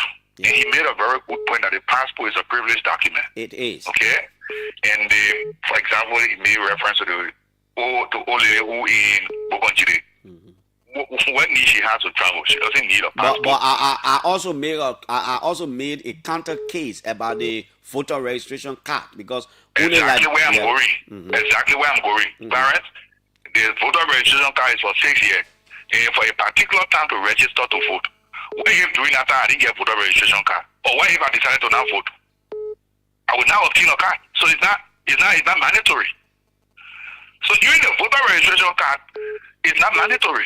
I can choose not to vote. You agree to that? Exactly. Yeah. The voter registration card is a matter of choice. Unlike other countries where they can force people of voting age to register, here it's a matter of choice. But for the national identification card, it would be a matter of... It's a matter of must. It will be mandatory. It's good. So that's the only document everybody must get, whether you like it or not. You must have it. As long as you were born in Liberia or have a Liberian citizenship, you must have it. Okay, boys. So I think it's good that we all find a way to make sure everybody get this card and support the process. That's all I wanted to say. Thank you. Thank you. Hello? Clarence, good morning. Good morning, sir. Clarence, thank you. My name is A.B. Samukai. I call you from Ghana this morning. Samukai, let's hear you, brother. Yes, and Clarence, if you can recall, when you were at Radio Banga, I say this because at some point in time, I volunteered with the National Registry. When you are at Radio Banga, sometime in 2016, by the way, the National Registry didn't start today. It started since 2016, where it was voluntary, open for people to work there and get their ID cards. When you are at Radio Banga, at many points in time, you did a whole lot of publicity for the registry, encouraging people to go and get their ID cards. So that process didn't start today, right? So people trying to make it like it started today. And I think all getting something messed up here. It didn't start today. In fact, I sit here with my ID card. I got my national ID card. Other people got a national ID cards. I think the point, let my national ID card right here. For those of you who are watching, you see here, this is my national ID card displaying right here. I've been having a national ID card. In fact, when it is expiring, it is expiring on the 11th of October 2029. You see here, my national ID card is valid. It's expiring 2029. This is it I'm displaying here. But the point, I think the point everybody's raising and all are talking about is the issue of deadline for people to block the SIM card if you don't register. I think that is the issue, and the news that people are trying to extort money from other people. Clarence, this thing has been voluntary since 2016. I don't care what you do in Liberia. And people talk about passport. Passport mostly is voluntary. People take it for traveling. A lot of people in this country don't have any identity document because... Thank you, Samuka. Thank you so much. Yeah, I mean, the national ID card has been around. People, there has always been time it was just a walk-in. You just walk into the national. Maybe because the situation is the way it is now, people pull it in. So you can understand there will be a crowd of people. But it was like a walk-in, it was like a walk-in. And like others are saying, I want to have an idea about the whole process. Maybe all of us can help the country. I always said, if it is anything good about Liberia, call me whatever name you want to call me, but I'll be a part of it because this is our country. We are Liberian first because we are anything. Let me tell you, representative, my old man who can lose for me when you're ready, you can come out of me. But like my old man, I can't get. Representative, yeah, let's hear you. Thomas Romeo Queer. Good morning, Clarence. Oh, so you don't know charge. You come from the States. They all do this. You can't bring car pay. So. But I probably think everything I've been calling you. How much text messages I sent to you? Let's hear you, Obey. Good morning. I think maybe those that are suggesting the blocking of SIM cards. Yeah. in the shorter period of time, I think that they gotta reconsider that. They got to reconsider. That's why I was talking about extension, because I think the idea is not about penalizing people; it's about encouraging people to take it. So they are because in the public, Clarence, to get it here, even though that you get it, it's not easy to get it at the national ID card. It's not easy. How much more people that live in the upper part of the country, in the villages, we don't have the ability to do it as expeditious as we want to do it. So why the true the intention is good, but I think the timing needs to be looked at. Okay. Yeah. These are the issues. Yeah, these are things we talk about. But because, like I said, the national ID card, I'm not sure it is about if you don't take it, you get punished. It is about us encouraging the general population to take the ID card. So if we have to give more time, we have to give it. Because right now we're in June. To even get it, not easy. Not easy in the sense that they're not blocking anybody, but the crowd, everybody want to get it. Everybody want to get it. So it's going to take some time, Hello? Good morning, Clarence. Yeah? Yeah, this is Dennis None. I'm calling from Waterstar. All right, None. Yeah, Clarence, this year, myself are very confused. Why we like how we let you call noise was sympathy, right? This year, well, can't take it. People are literally begging Liberian, you can't take Adika. From 2018 up to the town, Liberian feel like I'm an example. My staff are feeling reluctant to take it. But now the way they're doing it now, I encourage to become a force. Right? So we Liberian, we can cause our own problem that at the end of the day we start causing noise. We then play, English message and like a Latin. Laissez-faire. So now, if you want to say lackadaisical. Yeah, lackadaisical. Can you imagine? So we have to blame ourselves. We have to blame ourselves because now the president is putting energy behind it and everybody going for it now. So the place is squatted. Okay, my friend. Let me take another call here. How well with our player no mixed jacket door boy. So I will shut it down shortly and we'll do something else. But it's okay. Let me listen to Reverend. Is that Reverend or Pastor? Am I correct? I want to be careful. Yeah, there's a thin line that differentiates a reverend from a pastor, Clarence. So you can be a reverend at the same time be a pastor. Okay, so a reverend is like the title of the certificate. So you go to school, you are ordained to become a reverend. But you cannot get assigned to a church. Yeah. So if you are not assigned to a church, you be a reverend or not a pastor. So the pastor is the assignment, the reverend is the qualification. So who are you? I'm a reverend at the same time I'm a pastor. Okay, Reverend, call your name, please. Reverend J. Gabriel Nika Senior pastor of the Abundant Grace International. Gabriel, let's hear you. Yeah, but Kevin, thank you. Sorry. Karen, thank you for the opportunity. One conversation you will have, if you have it every day, the public will be interested without any distinction from wherever people are, because this is something that is national in scope, let's say. And everybody has made a point. Orlando boys, Samuka, and the who just left the line. Yeah, normally that's what it is. If something seems to be going slowly and maybe it's optional, not much publicity, people take it for granted. But this is a very important national stuff. So what I will have, because what I've noticed is that I call Peter severally because he's my man, but just a point, Clarence, we've done that all over. For instance, when you go to university and you see the children protesting, it is you put up a system and say this is what it is, but it is not functional, it is not working seamlessly, and then you set a deadline that can never be practical. That's the point. So people begin now to export the whole process. People are extorting money from people. The process is taking one whole month to get one card, and so people are taking more than 3 times the amount. So what we need to do first is to make the process functionally seamless. Before you can now, yes, that's what we need to do. So let's look at the process and try to make it very operationally seamless. Yeah. Okay, thank you, Gabriel. Thank you. The impression I'm getting is that a lot of Liberians are in support of the process. A lot of Liberians are in support of the process. They're concerned about the registry putting in place measures to avoid people from extorting additional money from people. Because if you're not careful, people will use this opportunity to be extorting money from people. And I will encourage every Liberian If you go to whatever national identification registry office or any sub office in the counties to register, you are supposed to pay 950 or in the worst case 1,000 Liberian dollars, because it's equivalent in 950, 980 somewhere there. It's equivalent to $5. Don't allow anybody to tell you to get in 1,005 or 2,000. Say no. Engage them at the center and tell them, say, we listen to the radio. The people say we shouldn't pay anything more than this. You got to stand your ground. Sometimes we don't do that. Let me take a foreign call, a Liberian but outside the country. Hello? Yeah, good morning, Mr. Jackson. This is Francis Mensa from Europe. Mr. Mensa, Mr. President, good morning. Let's hear you. We got unfinished business, but we'll talk it later. Okay, sir. Go ahead. Look, Clarence, I just wanted to weigh in on the national identification ID card process that is ongoing.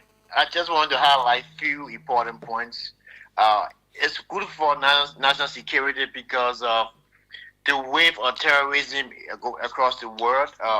You need to have a country need to have one national ID card.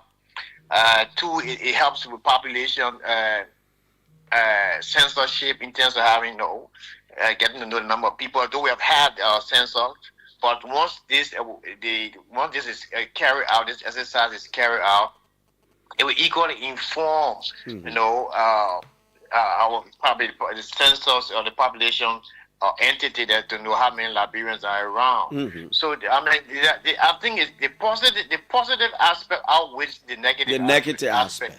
Yeah.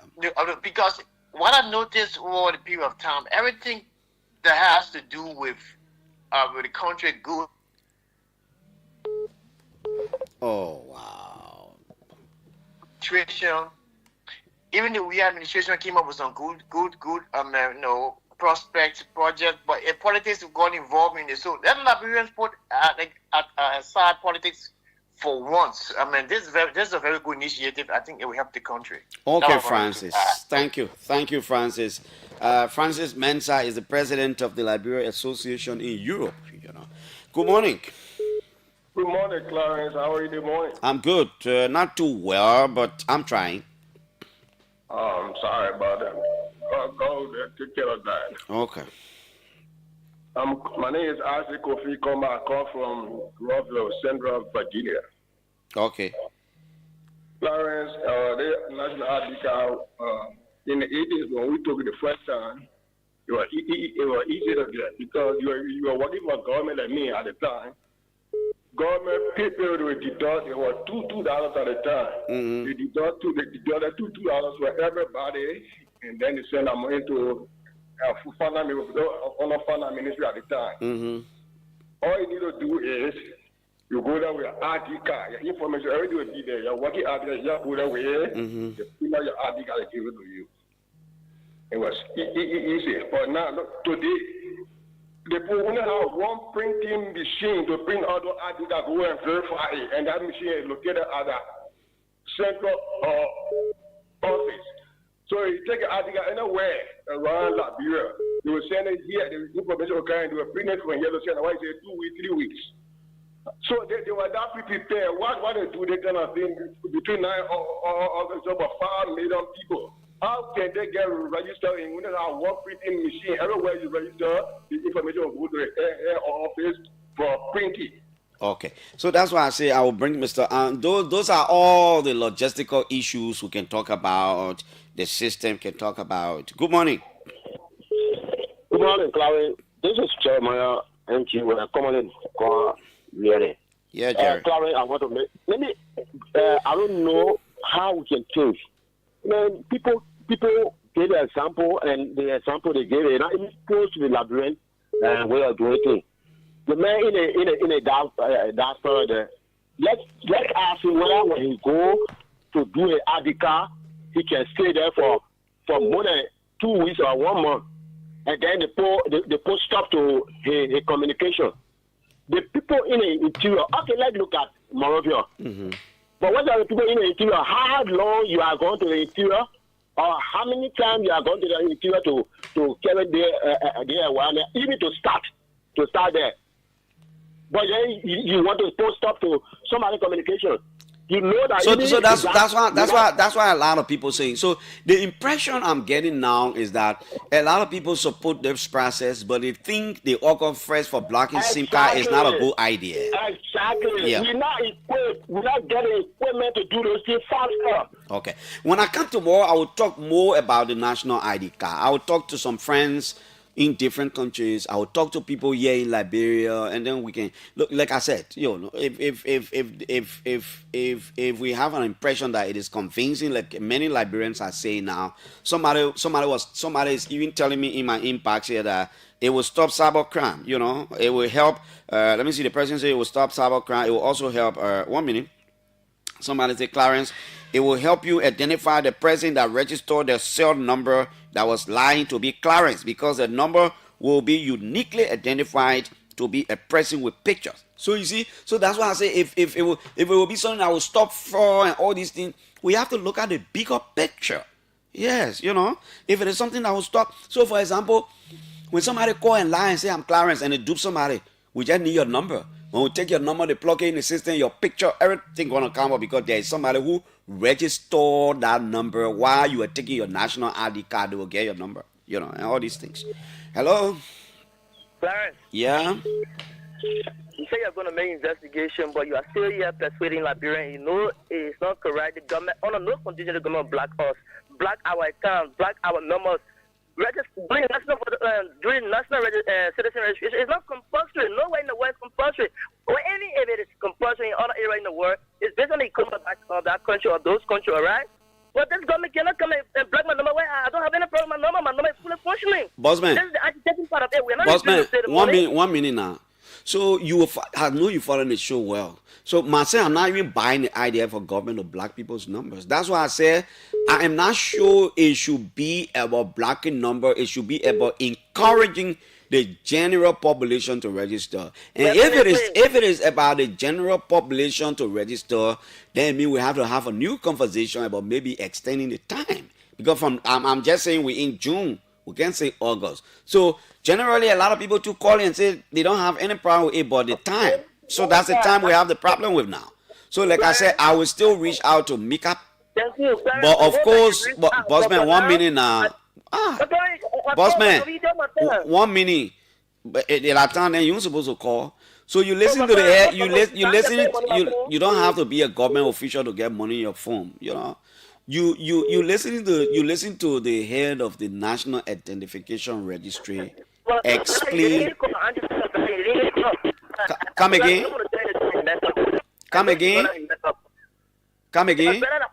I tell you what, better Andrew Peter didn't call. So you listen to him, and you had to let him go because he wasn't flowing. The question No, that's not true. I didn't let him go because he was not flowing. I said I will invite him because I believe you were taking up the time.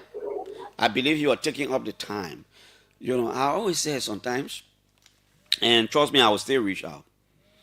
But sometimes, you see, once you are a part of a national conversation with a clear mind, you don't get anything in your mind, but you just want to chew and you want to see something, you can discuss it differently. But anyway, let's still go to the lab. We can still take a few calls. Hello?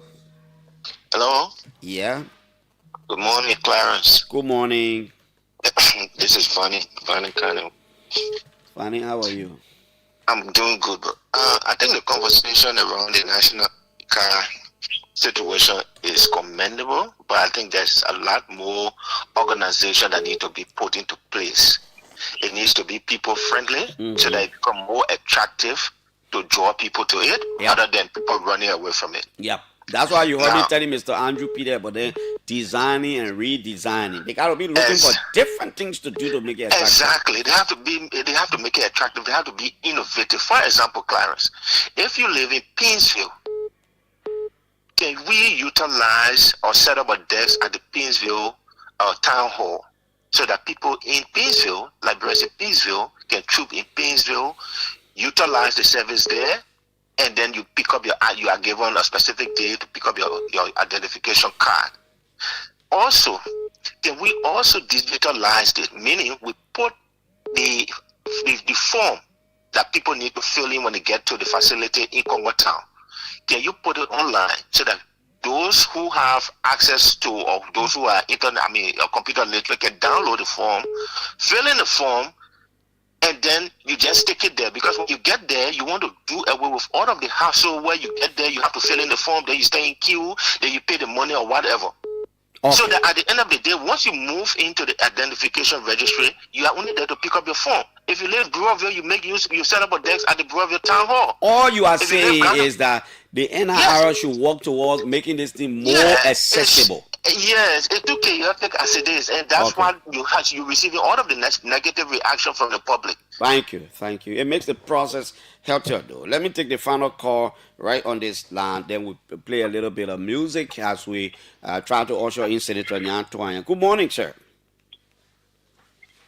Hello? Yeah, you are live, sir. Just call your name. Let's hear you.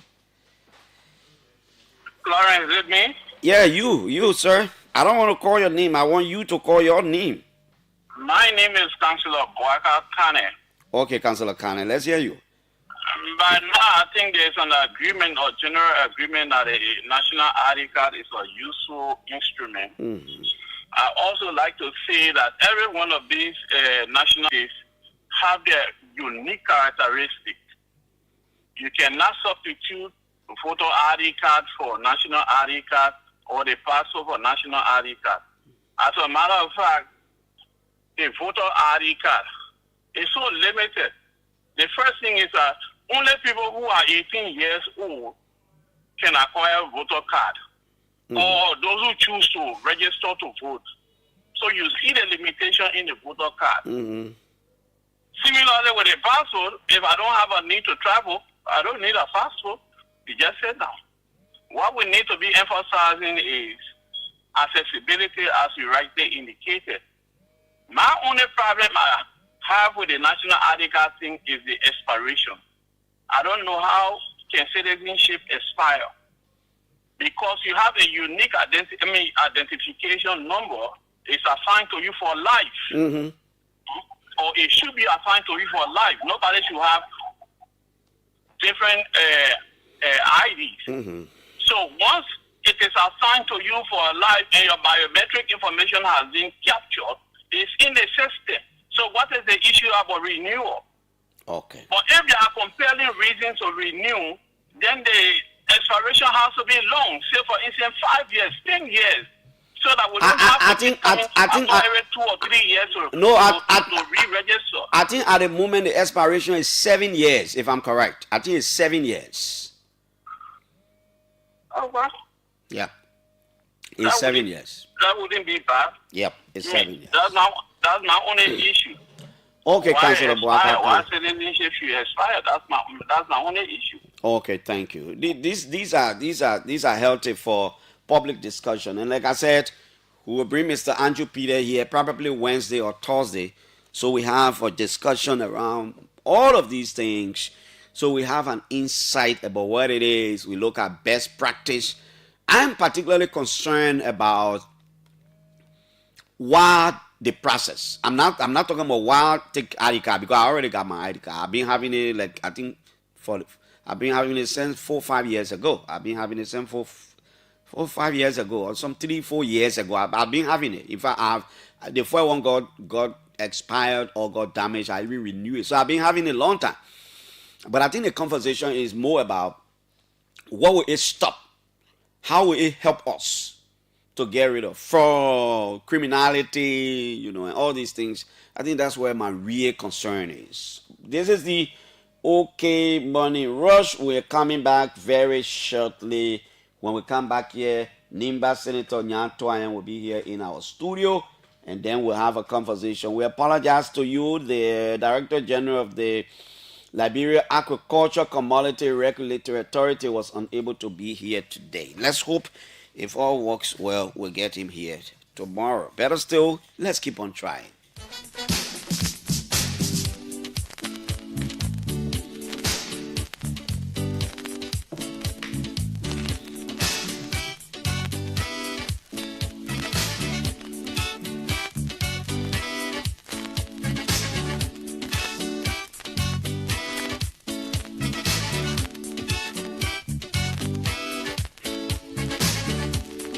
Life is not easy.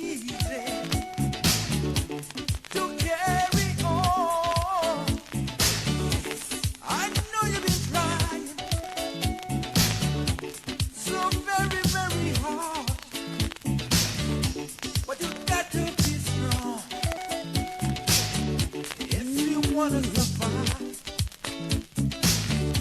You could be a rich man. You may be a poor man. We are just the same. One life, one blood. Sometimes it gets so hard for you. You even want to kill yourself. Don't give up, don't give up, don't give up. As long as there is life, there's got to be hope. Oh, oh. Keep on trying. One day, keep on trying. It's gonna be better. Keep on trying. Keep on trying.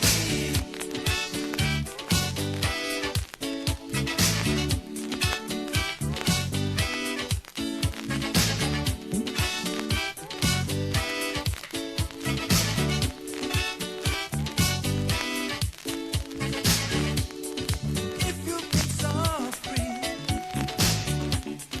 for so long and there's nowhere to turn, just take it to the Lord in prayer. He will be on your side, and you're never gonna go. You've been hurt so many times. You've been let down by all your friends. Don't lose your mind. Keep trying so hard. Some pretend they love you when you have, but when you down they laugh at you. Don't give up, don't give up, don't give up. As long there is life, there's got to be hope. Oh, keep on trying, forever and ever. Keep on trying. Keep on trying, Bible. Keep on trying, no matter how hard it may be. Oh, yes, we got to keep on trying. Senator Nyan Twine will be here in studio very shortly. This is the Morning Rush. My name is Piso. Together, we can make it better. 99.5 OKFM from the nation's capital, right here on Lynch Street in Monrovia. I'm still looking forward to talking to Julius Jer. By the time Julius hit me up, I'll talk to Julius from China. I don't want to say Beijing because I don't know. He's amongst several other journalists traveling with the vice president to do a physical verification of the yellow machine government says it is bringing to the country. One life, one blood. Sometimes it gets so hard for you. You even want to kill yourself. Don't give up, don't give up, don't give up. Go on, let boom up, yo. There's got to be hope. Oh, oh. Keep on trying. One day, keep on trying. It's gonna be better. Keep on trying. Okay.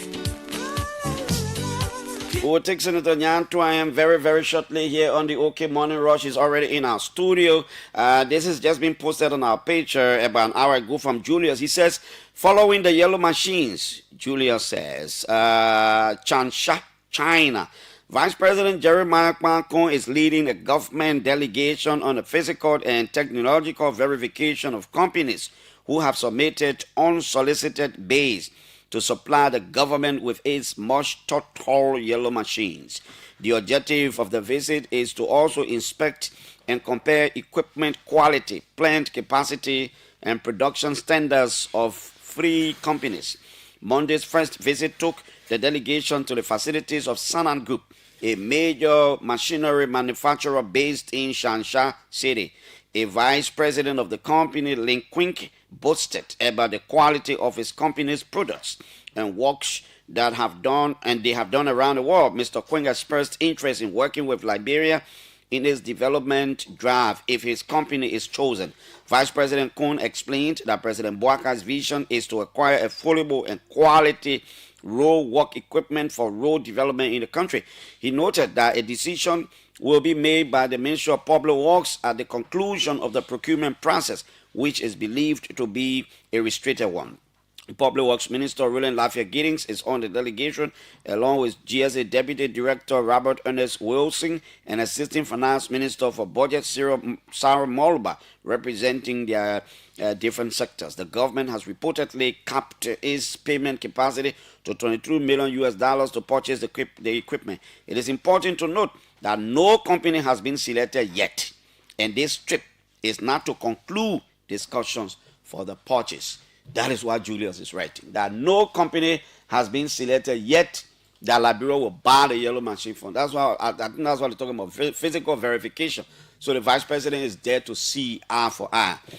Senator Nyan Toyin is right here in our studio, and like I announced to you this morning, this edition of the program will be covered by several radio stations in Nimba County, I'm sure, so that it gets to the general population of Nimba. The voice of Nimba Radio, Nimba, voice of Gumpa Radio, Saklepie, voice of Tapeta, voice of Yamen Yikipa, and Radio Kegema. Senator Toyin, I'd like to say good morning, and it's always a pleasure to get you on our show. You want to get a mic to you like this? Yeah. Oh, okay. Senator, how are you? I'm okay. Just that for the last 48 hours, I've been a little bit under the weather, but other than that, everything is okay, and we hanging on. Yeah, Senator. As long as you can wake up and you breathe and you are okay, you don't have any major ailment, I think you should be grateful to be alive. Baggy man, go big boy, go money like money. Senator, how's your office? How's your office? My office is good. I'm blessed to have some of the best staff that I could ever wish for. You know, very committed to the work. You know, I come from a corporate background, so I got a very strong work culture. So recruiting Nimbayans to work in my office was something that, you know, I was a little bit, you know, very careful to do. And then I got the best staff in my office. I mean, they're there and we're working hard. And we are there to serve as a fulcrum for the Liberian Senate in whatever way we can be, in different aspects that we can be used. I know. One thing that was very explosive, let me see, for lack of better words, I'm still trying to find words, very visible all over Nimba, was the Nyan Toyin Foundation. Let's begin our discussion there. Is it still functional? Yeah, we still got our structures across the county. So what we're trying to do now, the last time we did a donation was about, I think, 3 months ago. Okay. We want to hit the ground big. This year was declared the year of education and women empowerment. So between now and December, the foundation is now gathering resources to hit the ground running. What we're going to do is that we're going to increase the school supplies. You know, we've been supplying some the erasable, what they bowl in, not black bowl anymore, but the white bowl. The advanced bowl. Yeah, we've been doing that with a couple of schools. We've been focused on disaster victims. We've been doing that, you know, where there are problems, we've been, you know, interceding there. What we want to do now is between now and December for us to come out big for women and then for students again. Because next year we'll be going into a different direction, into the wayward youth. You know, those physical, those how do you call it? Less fortunate people. Those challenge youth. That, you know, yeah. So next year will be our focus on them under the foundation, but this year is for education and women empowerment. We touch the educational aspect of it to some extent by distributing, you know, academic materials, and the women empowerment aspect will be in the second half of the year, along with academic materials again. Okay. Yeah. Have you concluded your thank you tour of Nimba? Yeah, long since. We've done that long since. Long time we've done that, and we even gone back to remember around to campaign there afterwards. So yeah, but you know, I'm very fond of touring Nimba. Yeah, I'm one person who loves to tour Nimba. So you know, that thank you tour was just one of those tours that, you know, we take to say specifically thank you for our elections, but it's always my pleasure to be in the county and roam around, understand some of the issues, solve some problems, sit with the people. It makes me feel happy. So we'll be doing that routinely. That's it. I have toured Nimba probably about 10 or 15 times from between 2021 up to now. So I'm quite familiar. I know the shortcuts. I know the routes that will get me somewhere quickly. Yeah. We will continue on the appreciation of our people through our work by making sure that what they elected us to do, we continue to do it. And I think that's one of the reasons why we are here today. Okay, the last time was it Monday? Yes, I think so. Monday, Superintendent Miampe Gono was here, and she spoke very heart beating about the development of Nimba. Is there anything that the caucus is focusing on? Are you people planning to do anything that will be very big in Nimba? I know I'm coming. We'll go to your visit to America and see what the Nimbayans they are telling you. But on the ground, what do you envisage? Well, what the national legislature taught, Nimba is a prime example of probably implementing laws that people, envision in the right direction. There was this time where, there was a noise about lawmaker, county city, people eating money, blah, blah, blah. And then the legislature decided that, we will pass a law and pass on the responsibility of managing our fundings to the local county administration. And that happened. And so ours, has been a blessing for us where we have a leadership on the ground headed by Superintendent Gono and the rest of the folks there who are doing a tremendous job and visionary enough to deploy our resources in the right places and do so. And we also have a county council. And we just hope that most of these things that they are doing, it is meeting the acquiescence of those who, they elected them to the council. Because the way it works is that the superintendent brings the vision to the council, and then the council passes on it based upon, consulting the people. But as it stands now, we don't have any real major issue. Okay. We cannot go as a county to say, as a caucus to say, this is our big issue. Then we'll be reversing now to what we tried to fix before. Okay. So they will, have the vision. We still play our oversight role. We, the superintendent will report to us periodically about, the development, how far it's going, the budget for area, the reporting, format, and then we just caution them to do the right thing. But at some point in time, if we see the need to intervene, maybe with other ideas, definitely we'll bring it to their attention. But as it is now, there's no need for such. Okay, so let's go to the America trip. A few of you were in the States, meeting with your people there and talking Nimba issues. Is there anything that will translate into any benefit as a result of that kind of trip anytime soon for Nimba? Because I know even though it was probably maybe private, but sometimes you do silent discussions with Nimba associations and others. Yeah. Clarence, that is a very good question. And I will begin by answering it first in the affirmative, and then the sad part about it, I will bring it on later. Okay. The Nimba community, the UNICO, is doing a great job in America. First of all, they are already constructing a women's center here in Liberia. The women's center is being constructed by UNICO through their own fundraising program. They are remitting back home and investing. We encourage them to improve their investments here, bring their resources here, so that they can, get into business venture and other things. However, on the sidelines, there are people that we spoke with. But let me tell you the sad part about it. You heard on the news, I think yesterday or day before yesterday, that a state senator, John Hoffman from Minnesota was shot.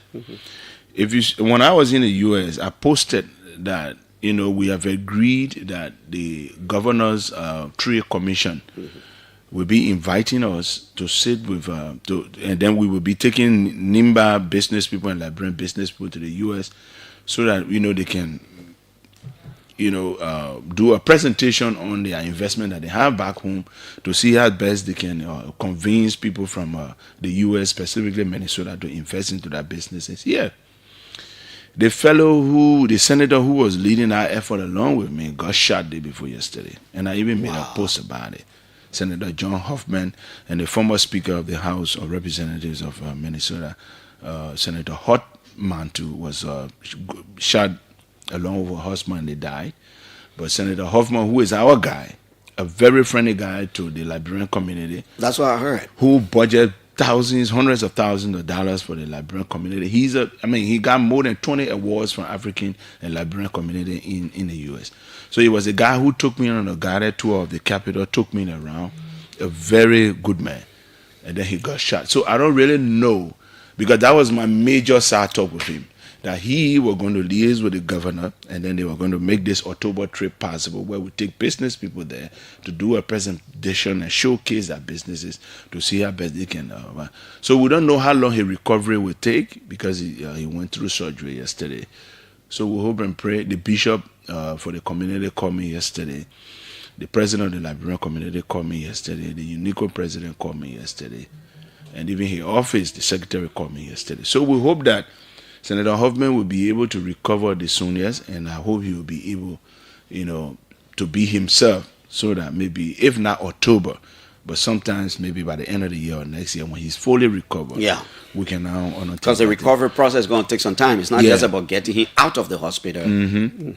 So that was one of my main sideline talk that I was very sure of happening, to take business people back to the U.S. to showcase their businesses, and then they can maybe get one or two investors to put into their businesses. Alongside that, there are a lot of issues. We met a lot of permanent Nimba citizens who we have encouraged to come back home. Many of them will be coming back, either November or December. And when they so do, we would like to bring them along for an interview so that they can tell you people what actually they brought for the people of Nimba and Liberia. Did they say to you that they follow the politics back home, especially in Nimba? Are they concerned? Religiously. These people know more about even the politics back home than many people here. Okay. They know, when I made a comment, which village I went to, and what I said there, what song I sang on the campaign trail, who I was dancing with. They know all of these things. The internet has made the world a global village now. So that is it. Okay. Now let's move straight into something, and that one will take a lot of time on it. I'm sorry, but I will take a lot of your time. It is the issue about the ArcelorMittal thing. And I'm sure as the radio stations are relaying this morning, that is the concern of the Nimba people. Thank you. Another time, Senator Twine will speak. I beg your pardon. Senator Twine will speak. Musa Belete will say, we stand with Senator Twine. That is the voice of the caucus. The superintendent will come, they talk. Another time, some of the young people in the county say they see it differently. Other young people were protesting when ArcelorMittal, they say Metal Steel should leave. Senator, what are the issues? Good. With ArcelorMittal and the leadership of Nimba, particularly maybe the caucus. But, that's the leadership, because the superintendent share your view too. What's the issue? Let me sit and listen to you. Now, thank you, Clarence. And I hope those in Radio Land will actually give me a listening ear, so that I can put this issue into perspective for people to clearly understand what we are talking about here. In 2003, during the Julie Bryan administration, when Liberia just took over around 2004-05, we were struggling with investment. Here, Kim Mita, still at the time. Given that we just came from war, we were very eager for any kind of investment. We went through a deal where we gave 25 years to ArcelorMittal to operate. The deal was not that bad, but we didn't take our time to do a lot of things, especially on the social development fund, on improving the livelihood of the surrounding or of the concession areas, and even, to the extent whereby the issue of, the general income that should come to the government. In 2006, when President Seli took over, she called for a review that was ratified in 2007. In that review, it articulated clearly, it was an improved version of the 2003-2005 MDA agreement with Mita. Our point is, in 2030, ArcelorMittal contract with the government of Liberia to take iron ore out of Liberia will be over. They are not waiting, and which is universal. You don't wait until your time finishes before you come for renewal. In 2022, ArcelorMittal made an attempt with the WIA government to renew. Yes, they did for another 25 years. Now, when they got to when the ratification got to the House of Representatives, the House of Representatives commissioned several other audits and reports. Some of those reports, two of those reports were very, very, very, very difficult on ArcelorMittal. And it must be stated on record that in 2022 or 2023, the House of Representatives rejected the ratification of the ArcelorMittal extension. Let's get that clear, because of environmental issue and lack of, clear financial disclosure to the legislature, whereby a profit could be declared for dividend. That issue passed. They have come back on the drawing board again. The IMCC, the Interministerial Committee, is now working along with them to make sure that, they pass this deal before 2030, which is prudent enough. However, the Legislative Caucus of Nimba, 3 months ago, having heard that this deal was fast moving, that it was at the finishing stages whereby they were going to now pass it on to the president for onward submission to the legislature, we got alarmed. Because you know why? When concession agreements go to the national legislature, Clarence, they don't go there for you to correct certain things, or you make input, or you subtract things. You either pass it or you reject it. And given the fact that we are 11 lawmakers from Nimba, no matter how angry we are about a document, there's a likelihood that a multi-billion-dollar company like ArcelorMittal can outshine us and lobby with other people to pass it. It happened before. It happened in 2003 and 2005. It happened in 2007 with the ratification. At some point in time, Nimba lawmakers even boycotted some of these hearings, but it didn't even yield. So our point now is, look, there are issues that we have had with the past agreement that you have violated. These violations must be corrected before we can even talk about the ratification of another 25 years. Thereby, we'll be giving ArcelorMittal 50 years. And the 25 years that they won, we have a geological report that suggests that the mine, as the pace in which it is mined now, within 30 years, the mountains in Nimba will be depleted. 50 years in the country, what do we have to show? What will we be reliant on to show our people that Yikepa was a mining town, for example?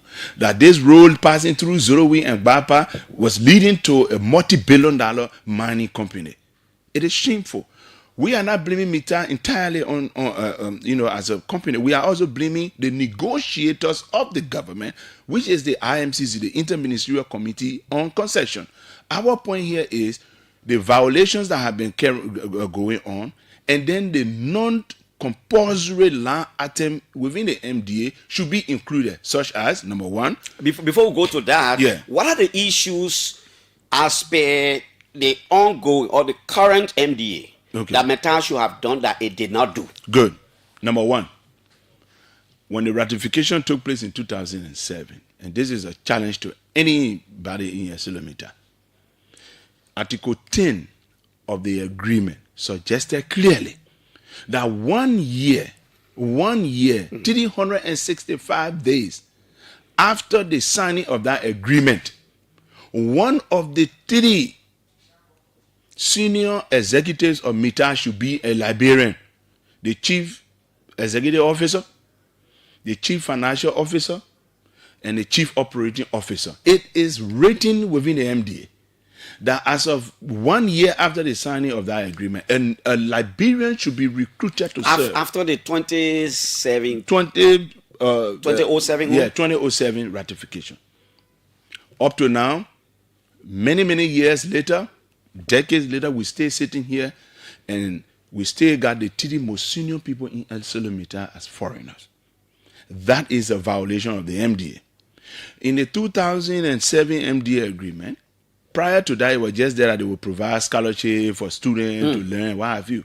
It was articulated within that report that $200,000 would be spent every year for Liberian students, including Nimbayans, to go abroad for study. $200,000 is a lot of money to send a lot of kids to school. What happened, Clarence? Up to today, between 2007 and 2012, Asilo made their own report to the Investment Commission and the LERTR. It suggested that they didn't pay any money in scholarship until 2012. So that 5 years times 200,000, what was the amount there?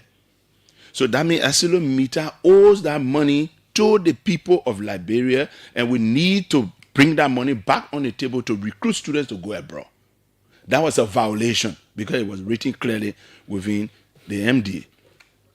It is written that you, at the end of the financial year, Asilo Mita should declare profit. It is within that profit that they will pay corporate tax of 35%. Up to today, we have never ever gotten dividend on profit because you know why? Asilo Mita has always reported a loss. And my point and our point as a caucus is that the reason why they don't ever declare profit for us to get dividend of that profit is because they are doing what we call transfer pricing. They are carrying on what we call trade misinvoicing. All of these things that they are doing, for instance, transfer pricing, what does that mean? Asilo Mita is the one that buys the oil, transfer the oil, parent company the oil, turn it into steel and sell it in the world market. So they always hiking prices of production. And when you hike price of production, it swallow profit. If you're not making profit, you've been here for 20 some more years. Why are you still wanting to be renewed? What? So let me finish. So what they do, for example, they divest some of their areas into low profit area to report from there. Places like Cyprus, places like Brazil, Tanzania. They play this game with us a lot. And at the end of the day, the transfer pricing is hurting us because they know that the tax rate, the corporate tax rate is higher. So they will always do what they're doing so that they can be able to declare profit. The misinvoicing, the classic example of the trade misinvoicing is the construction of this so-called $1.4 billion plant. My point and our point is that we need to authenticate if $1.4 billion was actually spent to construct. How do you do that? You know why? Because when you say you spend $1.4 billion, they say they will spread over 4 years, which is $350 million a year. When they come on the drawing table to get a tax benefit for that investment, you know what will happen? Liberia will say, no, we cannot pay $123 million every year out of, $350 million. Because that is the CRT. At the end of the day, they will say spread over many, many years. So that means Asilo Mita again will be signing another 25 years with the government of Liberia, and they will always report loss because of that particular investment. Of your inability to and pay. then we will not be able again to get dividend on profit. So what are your demands now before we go to some of the issues I have here? Because when I invited you, I embark on the process of doing some research on Asilo Mita and all these things. What are your demands now? Our demands are simple and straightforward and clear, and some of them are very non-negotiable. Non-negotiable? Yes. Let me hear the non-negotiable ones.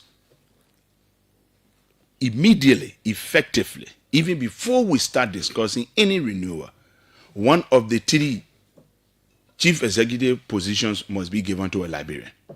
It is Immediately? Immediately. It's long overdue. It should have been since 2008, 2009, and up to now. And we are in 2025. This is non-negotiable. A Liberian must occupy one of those positions. That's one. Number 2, the road leading from Sanikwere to Yikepa must be placed within the MDA as an agreed attempt, because Asilo Mita will never face that road if it leave on a social corporate responsibility. So let's put it in the agreement. Even if it will be at certain cost to us, I don't mind.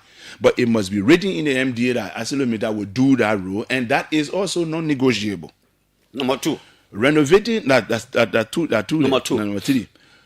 Renovating the housing unit in Yikepa must also be placed within the MDA, and it should be non-negotiable. The money you bring in one container to construct in Yikepa can face 3 houses.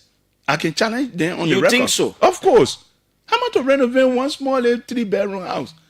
You bring in a container from all the way Europe and America. You constructed them. You put in all the living quarters within it, everything. You dig it. Oh, okay, Clarence.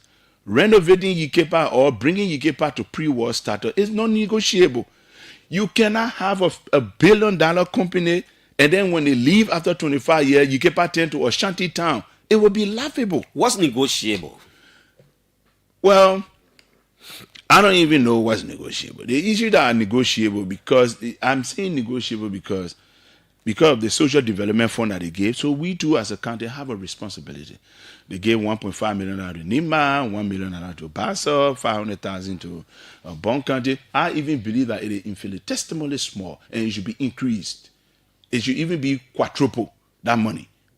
And next time, and there's another debate when it comes to the house, we are not even going to be doing the flat rate that Mita doing with us to be paying the government 40 million, then we're giving all 1.5. No, we will do it per lifting. Now that we come and start washing the oil in Liberia and to export it in a kind of high value quantity, we will do this thing based on lifting, not flat rate. Nimba County. And more beside, there are other issues that are still here. Issues like, the community development of schools and clinics, we can collaborate with them based upon what we have and what they have to improve our schools and clinics and hospitals around. Those ones can be negotiated. We sit down and talk about it, what we can bring on our social development fund, what they can bring, and we can move along. Did I hear that Meta has written the leadership of Nimba already? You have a pending meeting with the company? Yeah, that meeting, I came from the States. I met a letter a day before the meeting, that the meeting should happen the next day. And the caucus chair said because we were not in town, he didn't have a quorum to agree on the. Okay. Nimba County Senator Nyantwine is our guest this morning. Thanks to all the radio stations in Nimba region. Now, I tried to do a research on ArcelorMittal. I was concerned about compliance. Mm-hmm. So let me read you what I discovered. Some of the things the company say it has done. Okay. Compliance statistics across major MDA articles. Compliance level, key performance data. For example, concession area, 14 environmental licenses acquired, 6 recalled encroachments into AML concession. They say they've been in full compliance of this one. Railroad and port development, 243 kilometers of railway rehabilitated, 2011, 7 locomotives in operation, 9 more ordered. Port infrastructure fully rehabilitated. They say they are in full compliance. Production and operation, substantive compliance. For the 8.9 million metric tons mined from 2011 to 2024, they say they want substantive compliance. Health facilities, 2 hospitals, Buchanan and Yekepa, with 59 staff, 18 million invested in hospital renovations.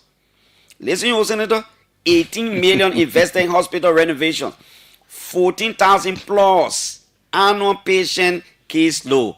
They say at least substantive compliance. In terms of security, 1,290 security personnel, 36 training sections on voluntary principles on security and human rights. They want to say they're in full compliance. One of the issues you continue to talk about is environmental management. They say 40 environmental monitoring reports submitted to EPA, 150,000 indigenous seedings replanted, 1,785 farmers, tree in conservation. They want to say in progress. They say they comply in progress. Taxes and royalties. They say they're in full compliance in as it relates to taxes and royalties.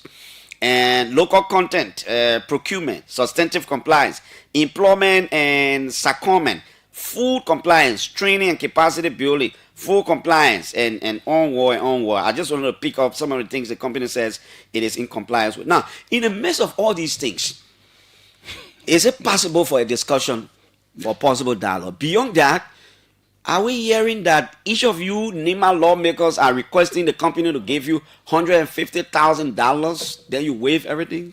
God forbid. I mean, those are distractions. And the reason I don't waste my time to, discuss those kind of distractions, because this is the tactics that ArcelorMittal has used over the years. Instead of doing the right things, they go and pay people to carry on nasty propaganda against people who pursuing it to do the right thing. So I'm not really moved about that. That's why I said in one of my posts that they've been bullying people, but they got the wrong guy this time around. And I'm going to stand up for this issue. I'm not against ArcelorMittal. Let them just do the right things. Let me tell you something, Clarence. Oh, that thing you read over there. If somebody come in the community and say, Clarence, Clarence can take care of your family. You don't need to have press conference to convince the community that you're taking care of your family. The people can see your wife. They can see your children. They see the school they go into, the food you can eat, the how you're living in the car you're driving. You don't need to have press conference. That's what Islamists are doing here. Senator, you are actually having press conference to tell people, no, the thing are doing, they are so good. If they are so good, why is it that every time there is unrest? And let me tell Mita that this is a win-win for every one of us. Do you know that just a few days ago, there was people were arrested trying to obstruct the train track again in Grand Bassa? Do you know that 4 days ago, I put an end, I appealed and stopped a demonstration that was about to go in District 8. The people were about to block because the of the train same track. Aslam mentality? Yeah. Because there was a feeder road that they were using and the bridge got broken. They're not facing the bridge. They were using an alternative route for the train track. My point is, I don't want to be a senator of a county, of a country that will be harassing investors. It pains me, it hurts me so much when there are, riots and civil disobedience at concession site, whereby sometimes the bushmaster will come in to create calm, the ministers have to go there, the senators. I want, when an investor signs a contract with us, we play our part as a government to actually protect your installation and your staff. Senator, let me move. So when you do these things, you need to now live up to the agreement that you have. You talk about you have done capacity building and training, you've done it 100%. Even the 200,000 that you've been paying from 2012 up to now, that you still owe $1 million between 2012 and 2007. Let me just let them know that you have not been spending $200,000 every year. Sometimes you spend 100, 140. We got the data. At the end of the day, you still owe Liberian students a lot of money in scholarship. If we wanted to be a little bit practical, is the government prepared now? If Aslameta were to say today, we are moving on Nimba, we are going to renovate all of the houses in Yekepa. Are we prepared to relocate our people? Where you going to relocate? People living in their homes. Yeah, but in the first place, they got something they call low-hanging fruit. There are places that are already lying in ruins. No human being living there. They in the bush. They should start on there. Irrev and other places. First a year first. Then we can now talk about those things. Those are the local propaganda they're using. They go on radio and tell the people, oh, your son, you're trying to pull you out of the horses and face it and take it from you. Okay, Irrev is in bush right now. Go and face it first. Then we can start talking about it. Was it part of the current MDA, or it is just something new that you are bringing in? It's not something new. It's something that is part of it for them to, restore Ikepa. But then they are nitpicking what restoration means. And part of the argument is that the company lifespan is 25 years. If they face all that perpetuality, and then they got to bring continuum within that lifespan. You see, they kind of wicked policies. One of Aslameta's claim is that people have been claiming some of these lands you're talking about in Irrev and other places. People are making it profit now. How do you get them out? Because of a long-time neglect. If you were doing the right things and securing the property and making sure that you're renovating those homes and getting them there, definitely they were going to be what it's supposed to be. But more besides that, Clarence, on a general level, let us leave all the technical details between me and Mita. You say, I say, they say they're doing this. On the general performance of Asilo Mita, go, for example, a stranger who doesn't know that this is a multi-billion-dollar company operating in this area. Kiamfo, New Ukepa. That's where I grew up. Oh, look, I have to take medical supply to the clinics in Kiamfo. I have to put solar light posts in Kiamfo. I have to put solar light posts in New Ukepa. There's a bridge between Ukepa and New Ukepa, small little town. They were the original owners of the land. I mean, there is something wrong with Asilo Mita and kindness and human heart that I don't understand. Those ones are not binding. Those are not binding issues. Descriptional. Those are not binding, they are descriptional. So my point now is, the new MDA here, these little things that we overlook, they put it in the agreement to be binding. Because they are disgraceful. You think so? Yes, they are disgraceful. Go to Kiamfo. Oh, you will say Kiamfo, yeah, the people living a lie, New Ukepa, yeah. You can overlook it. You can say it's not in the agreement. But look at Ukepa town itself. Why are you doing that? Even the very quota road that you met in Ukepa, they are all eating off. You are not replaced them yet. And your heavy machinery has damaged the entire town. What are you doing about it? What do you think is responsible for those, Senator? You met mess up in guest houses there. You have not even done anything about it. What do you think is responsible for those? I don't know. And that's why we're trying to find out and right the wrongs. And those who say, why now? This is the right time to have to do it. And Mita will have to do these things, and we'll have to get some of these things within the agreement so that we can be able to move forward. When it comes to, for example, they say they're in compliance with employment. No, according to our data, within 10 years, they should have 50% of their staff, especially their management staff, and their management staff now, they should have been 50% Liberian. As it stands, it's at 42% after almost 2 decades. They've made some progress. Yeah, but listen to me. As of between 2007 and 2017, it should have been 50%. We are in 2025, it is at 42%. So what's that? That is a violation of the MDA. And I don't get it where people think that, somebody just trying to lash out. We are giving practical points and analysis with quotation that they were they fall short. Now, the environmental impact study that I have requested from the Senate. We want to know, because when I was young, Clarence, maybe you can remember, the St. John always used to be dirty. St. John never had fish in it since I was born. Because the iron ore, either they used to wash it, Lamco used to wash it in St. John, or either they used to waste the water in St. John. St. John was always red. During the war, I think at some point in time, it got put an end to it. That one thing I know, Mita was not using the St. John. Now we have built a processing plant. We want to know where that water will go, because we want to know the environmental impact on our wildlife, on our citizens, on the crops, on the land. Because Mita is on record for being fined for environmental violation in other countries that they are operating in. Paying huge fine, more than $100 million in South Africa for environmental degradation. And in Liberia, we take everything for granted.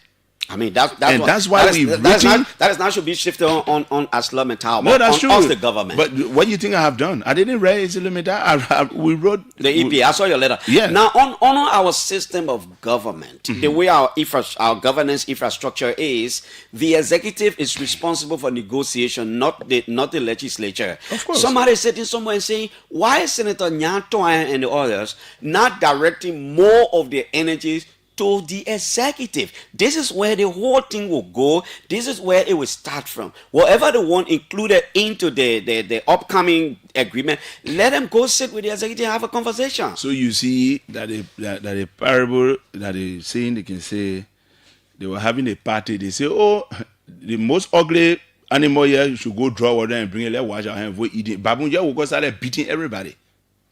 We are dealing with the IMCC and Mita together.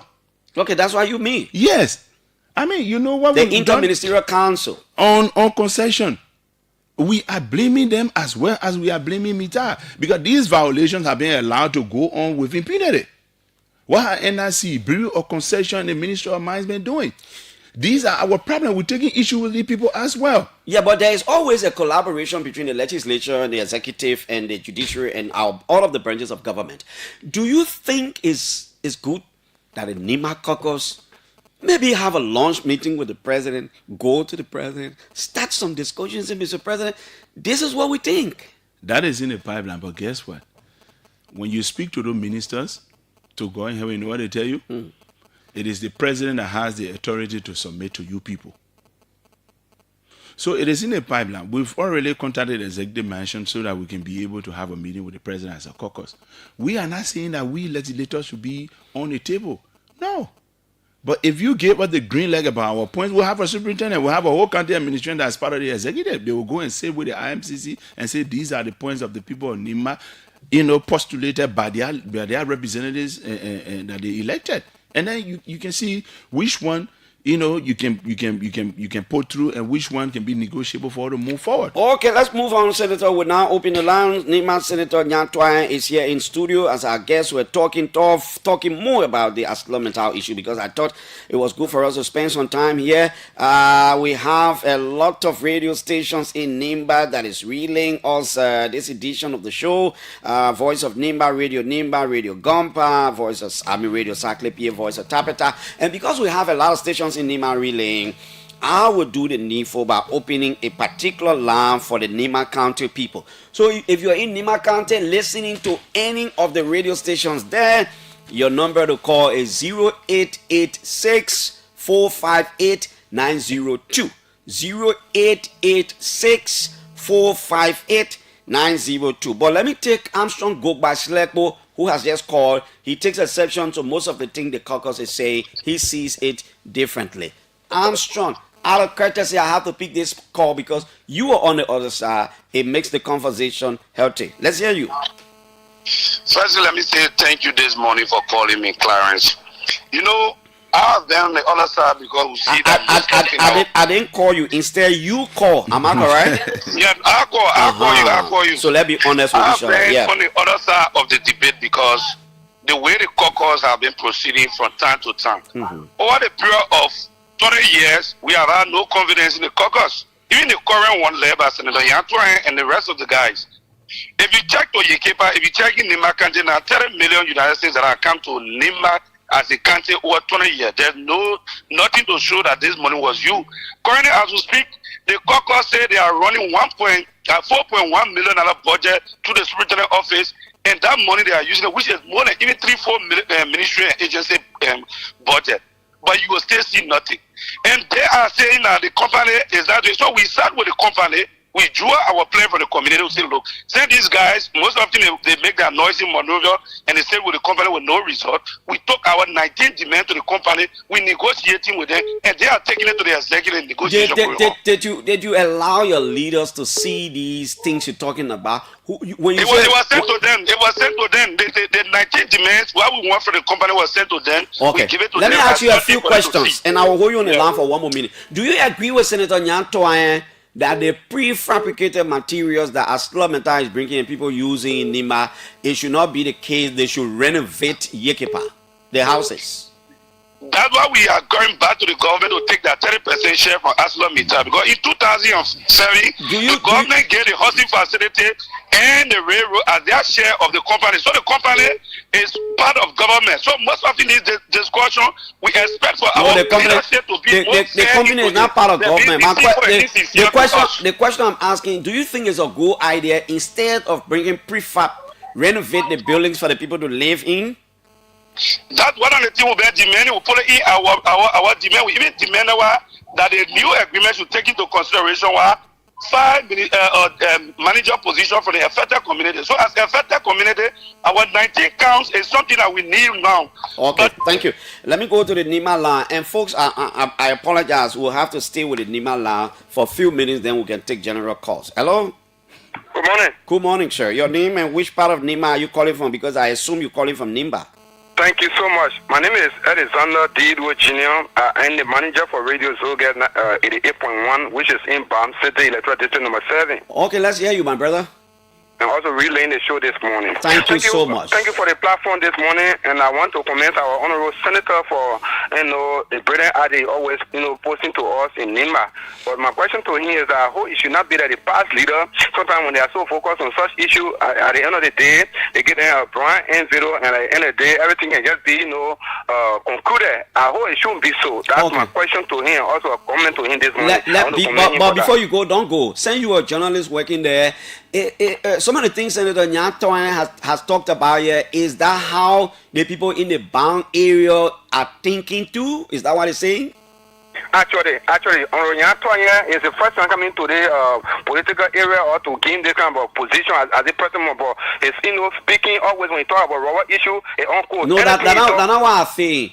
The things he's talking about, renovating the houses in Yekepa, as long as time do this, do that. When you put the radio on, is that what the people can say on that thing? More people are talking about it here. Thank you, my brother. So the Nimba line is 0886 458 902. 0886 458 902. Like I said, we'll stay with it for a few minutes. Good morning. Good morning, brother Clarence. Good morning. Your name and which part of Nimba are you joining from? My name is Prince. I'm calling from Campley, district number 3. Campley. Let's hear you there from Campley. Thank you very much. I always listen to you, but I'm very serious that I really need the program. I listen to you on my Facebook page. Okay, so let's hear you now. I want to tell the senator, thank you. He said something about identifying Kamfu and Yikipa. I'm not discussing other methods because they always giving him money. I'm not doing anything with. So I'm kind of asking, the city of Kampu is very dark. It's darkness. We get calling here for no street light. Okay. They trying to play heaven and pre street like that. Well, I'm just kind of asking you, Sinayatwa, we put a year, you can whatsoever you will play to see where I live, when there are, okay, so. Okay, Chief. Thank you. Let's take more Nimba calls. 0886-458-902. 0886-458-902. I want to hear from the people in the county what they think. Hello. Good morning. Good morning, sir. What's your name? I'm George Guano Luogon, a son of district number 7. Mr. Luogon, where are you calling from at the moment? I'm speaking to you from Morovia, but I'm just from Nimba. Hey, I followed the honorable this morning. How would I allow people from Nimba residing there now? But go ahead, Luogon. Okay, the honorable spoke well this morning. I have been in his inbox having some conversation waiting for the time he initiated the discussion. However, there's nowhere in the world a multi-million-dollar company that ArcelorMittal will be operating and then you be flying in and out your workers. And in the mining process, those who when you say fly in, how do you mean? They have the people stationed in Senegal. They got buses. They're taking them from Senegal, carrying them to the mine, which is wrong. What they should have done even before they started taking the first drop of coal from the mine in 2007 was to have renovated the structure that were left behind by Lamco. Those are the processes in mining. But they knew all these things and then they started taking prefab material there to host the work-up, which is wrong. Okay, thank you. Which is wrong. I will take 2 more calls from Nimba and then we'll go to the general line. 0886-458-902, the Nimba line. Good morning. Good morning, Clarence Jackson. How do you do, sir? I'm good. What's your name? Where you come from? I'm your pastor, brother. I'm calling you from Canada, and I want to appreciate my senator. Well, what is your name, sir? I'm Clarence Dolo. All right, Dolo, let's hear you. Yeah, I want to commend my senator. Because I'm frustrated, Clarence, to hear that this Liberian student has such a benefit that we cannot just from ArcelorMittal. It broke me down this morning when I heard that from the senator. Okay, my brother. Let's take 1 more call from Nimba line. 0886-458-902. I'll take 1 more call from the Nimba line before we can pay attention to the other calls. I hope I'll be able to talk to Julius from China just 2 minutes. We'll have to borrow some time from Senator. Hello. Yes, good morning. Good morning. Where you call from? What's your name? My name is Luctor Gape. I do join you from the Senator District number 8, Nimba County, Zanyeke Town to be precise. You are joining from Zanyeke. All right, let's hear you.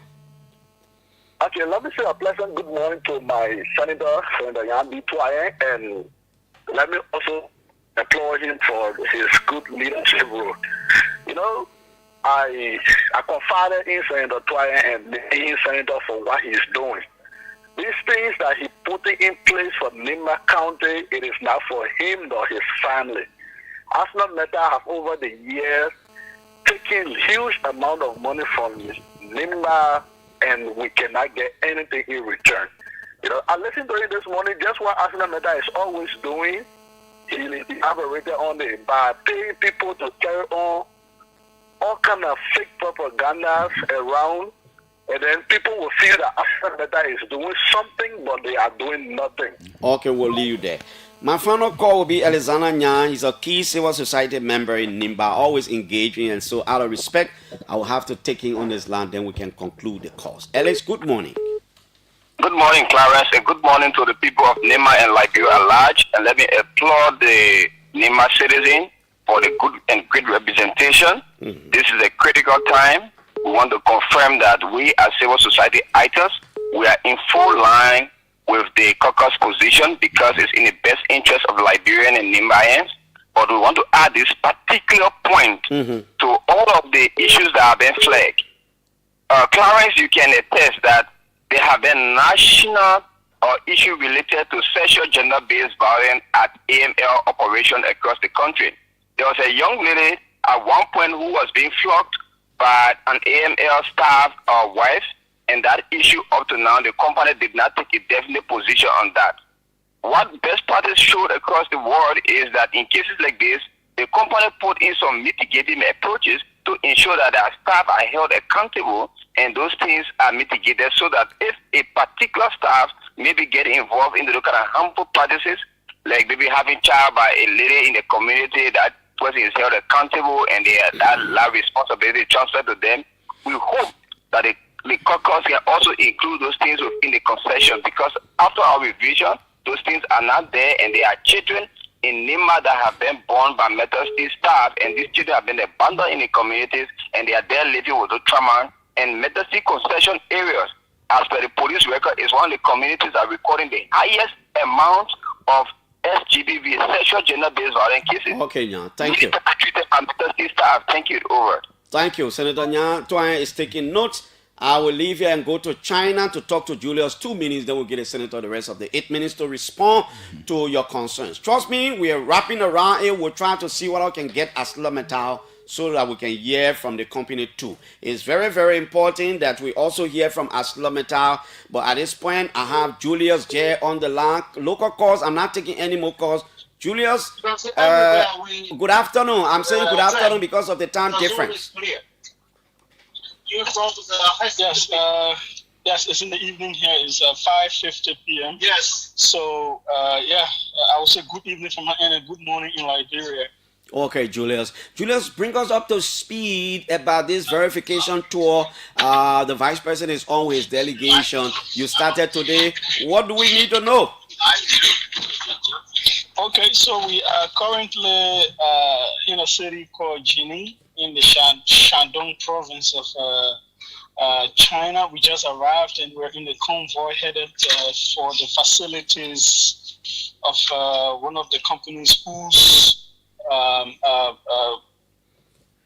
equipment and factories and whatsoever are going to be inspected. But earlier today, we began this tour from on the right hand Changsha. Sandwich. Changsha is a city in Hunan province, and that's where Sany, S-A-N-Y, that company, they have their facilities there, their headquarters and all of that. The vice president and delegation were able to inspect and see what they have on offer in terms of the different kinds of Julius, are you there? things. Are you there, Julius? I'm here. Are you getting me? Yeah, okay, I was getting. So primarily the visit is just part of effort for the vice president to see one or two companies where Liberia can possibly select from among to get the yellow machines to our country. Is there any bidding process at the moment? Well, yes. According to the vice president and the officials on this trip, three companies, the three companies whose facilities they've come to see, they have put in unsolicited bids. The three companies have been able to put in the bid, but the government is clear that they cannot spend more than 22 million.